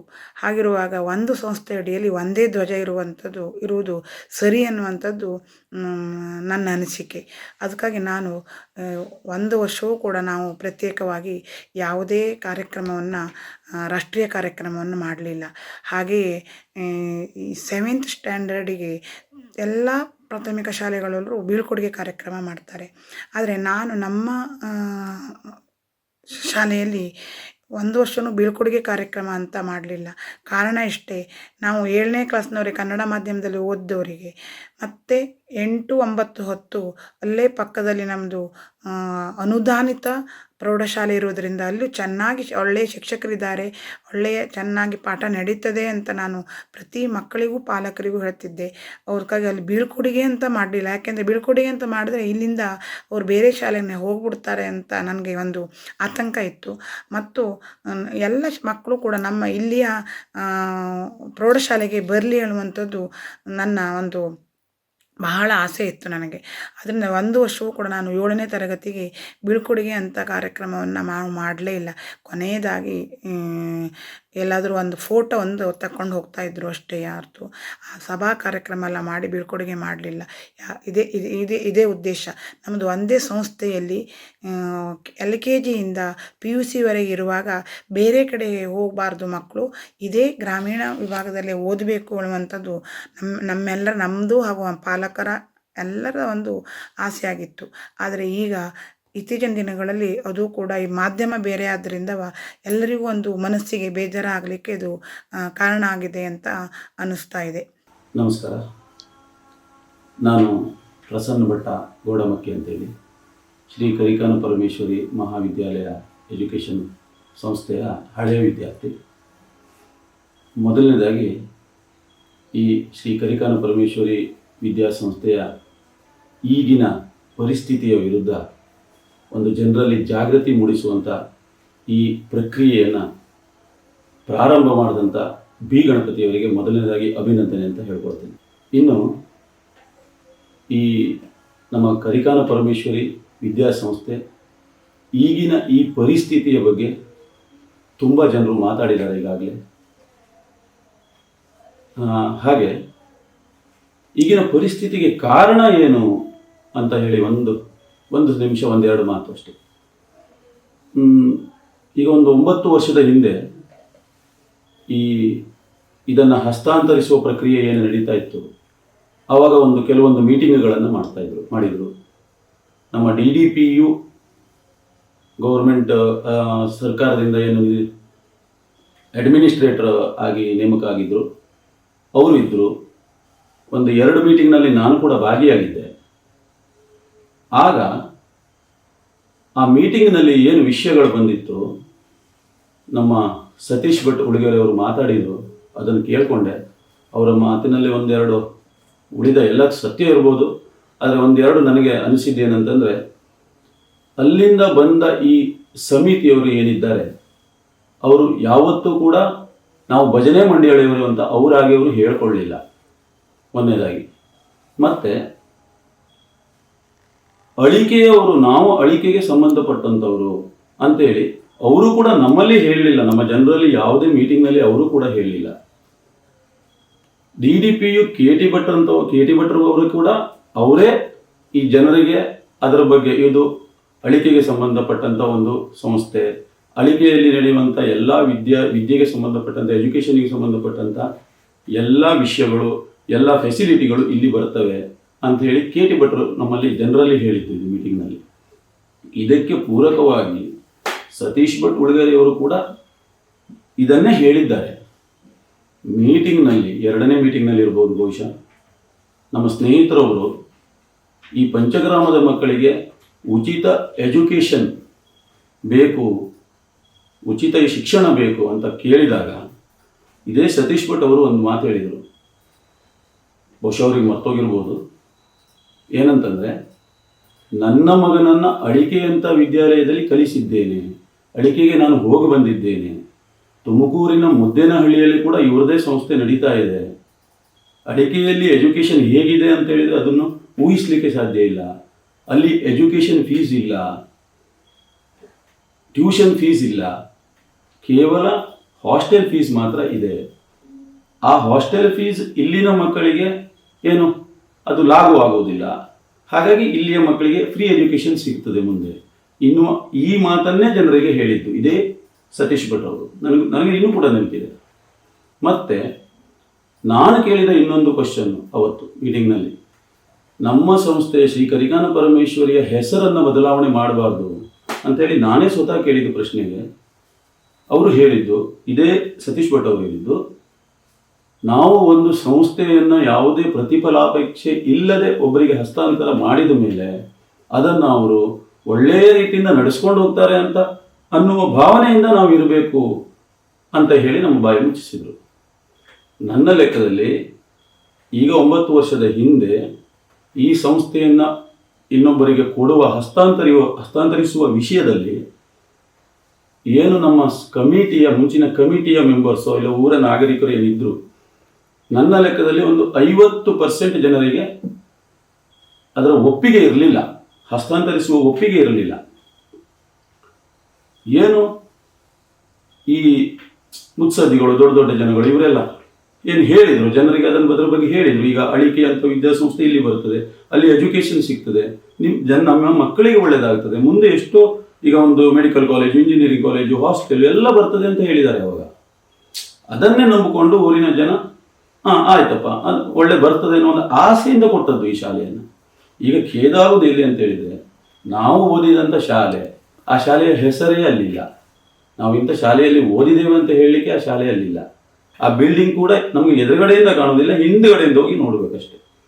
ಇಷ್ಟು. ಮತ್ತು ನನ್ನ ನೇರ ಅಭಿಪ್ರಾಯ ಒಂದು ಏನಂತ ಹೇಳಿದರೆ, ಈ ವಿದ್ಯಾಸಂಸ್ಥೆ ಈಗ ಏನು ನಡೀತಾ ಇದೆ ಅವರಲ್ಲಿ ಅದನ್ನು ನಮಗೆ ಬಿಟ್ಟು ಕೊಟ್ಟು ನೀವು ಹೋಗಿ ಅಂತ ನೇರವಾಗಿ ನಾನು ಹೇಳುವಂಥವನಲ್ಲ. ಯಾಕೆ ಅಂತ ಹೇಳಿದರೆ, ಒಂದು ಕಾಲದಲ್ಲಿ ನಾವು ಅವರಿಗೆ ಅದನ್ನು ಹಸ್ತಾಂತರಿಸಿ ಆಗಿದೆ, ಅದು ಕಾನೂನು ಪ್ರಕಾರವೋ ಕಾನೂನು ವಿರುದ್ಧವೋ ಅದು ನನಗೆ ಗೊತ್ತಿಲ್ಲ, ಕೊಟ್ಟೆ ಆಗಿದೆ ಆವಾಗ. ಆದರೆ ಅದನ್ನು ನಮ್ಮ ಕರಿಕಾನ ಪರಮೇಶ್ವರಿ ಅರ್ಚಕರು ಭಟ್ರು ಒಪ್ಕೊಂಡಿದ್ದಾರೆ. ಅದೇ ರೀತಿ ಆ ಕೊಡುವ ಪ್ರಕ್ರಿಯೆಯಲ್ಲಿ ಮುಂದಾಳತ್ವ ವಹಿಸಿದವರಿದ್ದಾರೆ ಒಂದಿಷ್ಟು ಜನ. ಅವರನ್ನು ಕೂಡ ಹೀಗೆ ಒಂದು ಇಂಟರ್ವ್ಯೂ ಮಾಡಿ ಅವರ ಈಗಿನ ಅಭಿಪ್ರಾಯ ಏನು, ಈಗಿನ ನಮ್ಮ ಪರಿಸ್ಥಿತಿಗೆ ಅವರ ಅಭಿಪ್ರಾಯ ಏನು, ಅವರ ಒಂದು ಏನು ಹೇಳ್ತಾರೆ ನಮ್ಮ ಈಗಿನ ಪರಿಸ್ಥಿತಿಗೆ. ಯಾಕಂತ ಹೇಳಿದ್ರೆ ಆಗ ಜನರಲ್ಲಿ ತುಂಬಿದ್ದು ಕೂಡ ಇದೆಯಲ್ಲ, ಅವರು ಬಂದವರು ನಮ್ಮಲ್ಲಿ ಹೇಳಿರಲಿಲ್ಲ. KT ಭಟ್ರು ಅಂತವರು ಈ 4-5 ಜನ ಮುಖಂಡರು ಹೇಳಿದ್ದು ನಮ್ಮಲ್ಲಿ, ಈ ಅಳಿಕೆ ಅಂತ ಅವರು ಸಂಸ್ಥೆಯವರು ಬರ್ತಾರೆ, ಸತ್ಯಸಾಯಿ ಸಂಸ್ಥೆ ಅಲ್ಲಿಗೆ ಸಂಬಂಧಪಟ್ಟಿದ್ದು, ಹಾಗೆ ಹೀಗೆ ಎಷ್ಟೊಂದು ಹೇಳಿದ್ದಾರೆ ಆಗ. ಅದು ಎಲ್ಲ ಜನರಿಗೆ ಸಹ ಗೊತ್ತುಂಟು. ನಾನು ಹೇಳೋದೇನಂತ ಹೇಳಿದರೆ, ಅವರನ್ನು ಕೂಡ ಒಂದು ಇಂಟರ್ವ್ಯೂ ಮಾಡಿ ಅವರ ಅಭಿಪ್ರಾಯ ಕೂಡ ಕೇಳ್ಕೊಳ್ಬೇಕು ಅಂತೇಳಿ ನಾನು ಹೇಳೋದು. ಮತ್ತು ಇನ್ನೊಂದು ಏನಂತ ಹೇಳಿದರೆ, ಈಗ ಈ ನಡೀತಾ ಇರುವಂಥ ಈ ವಿದ್ಯಾಸಂಸ್ಥೆ ಏನಿದೆ ನಮ್ಮ ಪಂಚಗ್ರಾಮದ, ಅಂದರೆ ಈಗ ಈ ಕಡ್ಲೆ, ಹೊಸಕುಳಿ, ಸಾಲ್ಕೋಡು 3 ಗ್ರಾಮ ಅಂತೇಳಿ ಈಗ ನಾವು ಅಂದುಕೊಂಡ್ರು ಕೂಡ 3 ಗ್ರಾಮದ ನನ್ನೊಂದು ಸಲಹೆ, ಪ್ರತಿಯೊಂದು ಊರಿನ ಒಬ್ಬ ನಾಗರಿಕರು, ನಮ್ಮ ಹಳೆಯ ವಿದ್ಯಾರ್ಥಿ ಕೂಡ ಆಗಿರ್ತಾರೆ, ಅವರು ಬಹುಶಃ ಹಾಗೆ ಇರ್ತಾರೆ ಇಲ್ಲಿಯವರು ಅಂತ ಹೇಳಿದ ಮೇಲೆ, ಈ ಊರಿನವರು ಅಂತ ಹೇಳಿದ ಮೇಲೆ, ಒಂದು ಊರಿನ ಒಬ್ಬರನ್ನಾದರೂ ಈ ಒಂದು ಸಮಿತಿಯನ್ನು ರಚನೆ ಮಾಡಿಕೊಂಡು ಒಂದು ಸಲಹಾ ಸಮಿತಿ ಅಂತ ಮಾಡಿಕೊಳ್ಳಿ. ಶಾಲೆಯಲ್ಲಿ ನಡೆಯುವಂಥ, ಈ ವಿದ್ಯಾಸಂಸ್ಥೆಯಲ್ಲಿ ನಡೆಯುವಂಥ ಯಾವುದೇ ಶೈಕ್ಷಣಿಕ ಬದಲಾವಣೆಗಳ, ಭೌಗೋಳಿಕ ಬದಲಾವಣೆಗಳ ಯಾವುದನ್ನೇ ಮಾಡಿ ನೀವು ಏನೇ ಒಂದು ಡೆವಲಪ್ಮೆಂಟ್ ಮಾಡ್ತೀರಿ, ಅದನ್ನು ಈ ಸಮಿತಿಯ ಗಮನಕ್ಕೆ ತಂದು ಅದರ ಆಗುವುಗಳನ್ನು ಚರ್ಚಿಸಿ ಒಂದು ಮುಂದಿನ ಕ್ರಮ ತಗೊಳ್ಳಿಕ್ಕೆ ಒಂದು ಅನುಕೂಲ ಆಗ್ಬೋದು, ಒಂದು ಸಮಿತಿಯನ್ನು ಮಾಡ್ಕೊಳ್ಳಿ ಅಂತೇಳಿ. ಇನ್ನೊಂದು ಏನು, ಒಂದು ಇಂಗ್ಲೀಷ್ ಮೀಡಿಯಮಿಗೆ ಒಂದು ಒಳ್ಳೆ ನೀವು ಸಪೋರ್ಟ್ ಮಾಡ್ತಾ ಇದ್ದೀರಿ, ಈಗ ಒಂದು ಡೆವಲಪ್ ಮಾಡ್ತಾ ಇದ್ದೀರಿ, ಇಂಗ್ಲೀಷ್ ಮೀಡಿಯಮನ್ನು ಬಿಲ್ಡಿಂಗ್ ಮಾಡಿದ್ದೀರಿ, ಈ ಟೀಚರ್ಸ್ ಹಾಕಿದ್ದೀರಿ, ಪ್ಲೇ ಗ್ರೌಂಡ್ ಮಾಡ್ತಾ ಇದ್ದೀರಿ, ಏನೇನೋ ಮಾಡ್ತಾ ಇದ್ದೀರಲ್ಲ, ಅದನ್ನು ಕೂಡ ಕನ್ನಡ ಮೀಡಿಯಮಿಗೂ ಕೂಡ ಅದರ ಒಂದು 80% 60% ನೀವು ಒಂದು ನಿಮ್ಮ ಆಸಕ್ತಿ ತೋರಿಸಿದ್ರೆ, ನಾವು ಕಲಿತಂಥ ಶ್ರೀ ಕರಿಕಾನ ಪರಮೇಶ್ವರಿ ಕಾಂಪೋಸಿಟಿವ್ ಜೂನಿಯರ್ ಕಾಲೇಜ್ ಅಂತ ಹೇಳ್ತೇವೆ, ಆ ಸಂಸ್ಥೆ ಈಗ ಇರ್ತಿತ್ತು ಅಂತೇಳಿ ನಾನು ಹೇಳೋದು. ಈಗ ನಾವು ಕಲಿತದ್ದು, ನಾವು ತೋರಿಸ್ಲಿಕ್ಕೆ ಸ್ಕೂಲ್ ಇಲ್ಲ, ಅಲ್ಲಿ ಶಾಲೆ ಇಲ್ಲ, ಅದು ಬೇಜಾರಾಗ್ತದೆ. ನೀವು ಏನು ಇಂಗ್ಲೀಷ್ ಮೀಡಿಯಮಿಗೆ ಒತ್ತು ಕೊಡ್ತೀರೋ ಅಷ್ಟೇ ಒತ್ತನ್ನು ದಯವಿಟ್ಟು ಕನ್ನಡ ಮೀಡಿಯಮಿಗೂ ಸಹ ಕೊಡಿ. ಯಾಕೆಂತ ಹೇಳಿದರೆ, ನಮ್ಮ ಊರಿನ ಎಷ್ಟೋ ವಿದ್ಯಾರ್ಥಿಗಳಿಗೆ ಕನ್ನಡ ಮೀಡಿಯಮಿಗೆ ಕುಮಟಕ್ಕೆ ಹೋಗಿ ಕಲಿಯುವ ಅವಶ್ಯಕತೆ ಇಲ್ಲ, ಅರೆಂಗಡಿಯಲ್ಲೇ ಕನ್ನಡ ಮೀಡಿಯಂ ಕಲಿಬೇಕು. ಮತ್ತು ಎಲ್ಲರಿಗೂ ಕೂಡ ಇಂಗ್ಲೀಷನ್ನೇ ಕಲಿಯಬೇಕು ಅಂತ ಆಸಕ್ತಿ ಕೂಡ ಇರುವುದಿಲ್ಲ. ಸತೀಶ್ ಭಟ್ರು ಹೇಳಿದರು, ದೊಡ್ಡ ದೊಡ್ಡ ಗಾಡಿಯಲ್ಲಿ ಹೋಗಬೇಕು, ಬಸ್ಸಲ್ಲೇ ಹೋಗಬೇಕು, ಅದು ತಪ್ಪು ಕಲ್ಪನೆ ಅವರಿದು. ಎಲ್ಲ ಪಾಲಕರಿಗೂ ಆ ಕಲ್ಪನೆ ಇರ್ತದೆ ಅಂತ ಹೇಳಲಿಕ್ಕೆ ಆಗುವುದಿಲ್ಲ. ಮಕ್ಕಳು ಹೇಗೆ ಅಭ್ಯಾಸ ಮಾಡ್ತಾರೋ ಹಾಗೆ ನಾವು ಅವರನ್ನು ಕಳಿಸುವುದು. ನಾನು ಒತ್ತಾಯ ಮಾಡಿ ಅಲ್ಲಿ ಹೋಗು ಇಲ್ಲಿ ಹೋಗು ಅಂತ ಹೇಳಲಿಕ್ಕೆ ಆಗುದಿಲ್ಲ. ಮಕ್ಕಳಿಗೆ ಆ ವಿದ್ಯಾಸಂಸ್ಥೆ ನಮ್ಮ ಅಪ್ಪ ಕಲ್ತಿದ್ದು, ನಾನು ಅಲ್ಲೇ ಕಲಿತೇನೆ ಅನ್ನುವ ಆಸಕ್ತಿ ಇದ್ರೆ ನಾವು ಕನ್ನಡ ಮೀಡಿಯಮಿಗೆ ಕಳಿಸ್ತೇವಲ್ಲ. ಕನ್ನಡ ಮೀಡಿಯಮಲ್ಲಿ ಒಂದು ವ್ಯವಸ್ಥೆ ಅಂತ ಇರಬೇಕು. ನೀವು ಕನ್ನಡ ಮೀಡಿಯಮನ್ನು ಪೂರ್ತಿ ನಿರ್ಲಕ್ಷಿಸಿ ಇಂಗ್ಲೀಷ್ ಮೀಡಿಯಮಿಗೆ ಪೂರ್ತಿ ಡೆವಲಪ್ಮೆಂಟ್ ಮಾಡ್ತೀರಿ ಅಂತ ಹೇಳಿದ್ರೆ ಅದು ತಪ್ಪು ಅಂತ ನನ್ನ ಅಭಿಪ್ರಾಯ. ದಯವಿಟ್ಟು ಕನ್ನಡ ಮೀಡಿಯಮಿಗೂ ಕೂಡ ಇಂಗ್ಲೀಷ್ ಮೀಡಿಯಮಿಗೆ ಎಷ್ಟು ನೀವು ಒಂದು ಆಸಕ್ತಿ ತೋರಿಸಿ ಮುತುವರ್ಜಿ ತೋರಿಸಿ ಅದನ್ನು ಬೆಳೆಸ್ತಿದ್ದೀರೋ, ದಯವಿಟ್ಟು ಕನ್ನಡ ಮೀಡಿಯಮಿಗೂ ಕೂಡ ಅಷ್ಟೇ ಚೆನ್ನಾಗಿ ಆಸಕ್ತಿ ತೋರಿಸಿ ಅದನ್ನು ಕೂಡ ಬೆಳೆಸಿ ಅಂತ ನಾನು ಕೇಳ್ಕೊಳ್ತೇನೆ. ನಮಸ್ಕಾರ. ಎಲ್ಲರಿಗೂ ನಮಸ್ಕಾರ. ನಾನು ನಾಗರಾಜ್ ಬಾವತ್ ಅಂತ, ಗ್ರಾಮ ಪಂಚಾಯತ್ ಉಪಾಧ್ಯಕ್ಷ ಕಡ್ಲೆ. ಇವತ್ತಿನ ದಿವಸ ಈ ಕರಿಕಾನ ಪರಮೇಶ್ವರಿ ವಿದ್ಯಾಸಂಸ್ಥೆ ಬಗ್ಗೆ ಮಾತಾಡ್ತಾ ಇದ್ದೀನಿ. ಈ ನಮ್ಮ ಶ್ರೀ ಕರಿಕಾನ ಪರಮೇಶ್ವರಿ ಮಾಧ್ಯಮಿಕ ಶಿಕ್ಷಣ ಸಂಸ್ಥೆ ಇದ್ದು 70 ವರ್ಷ ಸಂಪೂರ್ಣವಾಗಿ ಒಳ್ಳೆ ರೀತಿಯಲ್ಲಿ ನಡೆಸ್ಕೊಂಡು ಬಂದಿತ್ತು. ಈಗ 9 ವರ್ಷದ ಹಿಂದೆ ಸತ್ಯಸಾಯಿ ಇದಕ್ಕೆ ಏನೋ ಇದಕ್ಕೆ ಒಳ್ಳೇದಾಗ್ತದೆ ಅಂತ ಇನ್ನು ಇಲ್ಲಿ 10 ಕಿಲೋಮೀಟರ್ ಒಳಗೆ ಆಂಗ್ಲ ಮಾಧ್ಯಮ ಸ್ಕೂಲು ಇರಲಿಲ್ಲ ಈ ಪಂಚಗ್ರಾಮದಲ್ಲಿ. ಇಲ್ಲ ಆದ್ರೆ ನಮ್ಗೆಲ್ಲ ಒಳ್ಳೆ ರೀತಿಲಿ ಮಕ್ಕಳಿಗೂ ಆರ್ಥಿಕವಾಗಿ ಸದೃಢರಾಗಿರ್ತಕ್ಕಂಥವ್ರು ಎಜುಕೇಶನ್ ಒಳ್ಳೇದಾಗ್ತದೆ. ಅವ್ರಿಗೆ ಸಾಮರ್ಥ್ಯ ಇರುವವರು ಇಂಗ್ಲಿಷ್ ಮೀಡಿಯಂಗೆ ಕಳಿಸ್ತಾರೆ, ಸಾಮರ್ಥ್ಯ ಇಲ್ಲದೆ ಇದ್ದವರು ಕನ್ನಡ ಮೀಡಿಯಂಗೆ ಕಳಿಸ್ತಾರೆ ಅಂತ ಇದಕ್ಕೆ ನಾವು ಒಪ್ಕೊಂಡಿದ್ವಿ. ಆದ್ರೆ ಈಗ ಇಲ್ಲಿ ಆಗ್ತಾ ಇರೋ ಸಮಸ್ಯೆನೇ ಬೇರೆ. ಈಗ ಇಷ್ಟು ವರ್ಷದಿಂದ ಗೊತ್ತಿಲ್ವೋ, ಆದ್ರೆ ಈಗ ಅದ್ರ ಬಗ್ಗೆ ಬಹಳಷ್ಟು ಮಾತು ಬರ್ತಾ ಇದೆ. ಈಗ ಕನ್ನಡ ಶಾಲೆಯವರಿಗೆ ಮತ್ತೆ ಇಂಗ್ಲಿಷ್ ಮೀಡಿಯಂನವರಿಗೆ ಬಹಳ ಒಂದು ತಾರತಮ್ಯ ಆಗ್ತಾ ಇದೆ ಅಂತ ಬಹಳಷ್ಟು ಮಾತು ಕೇಳ್ಬರ್ತಾ ಇದೆ.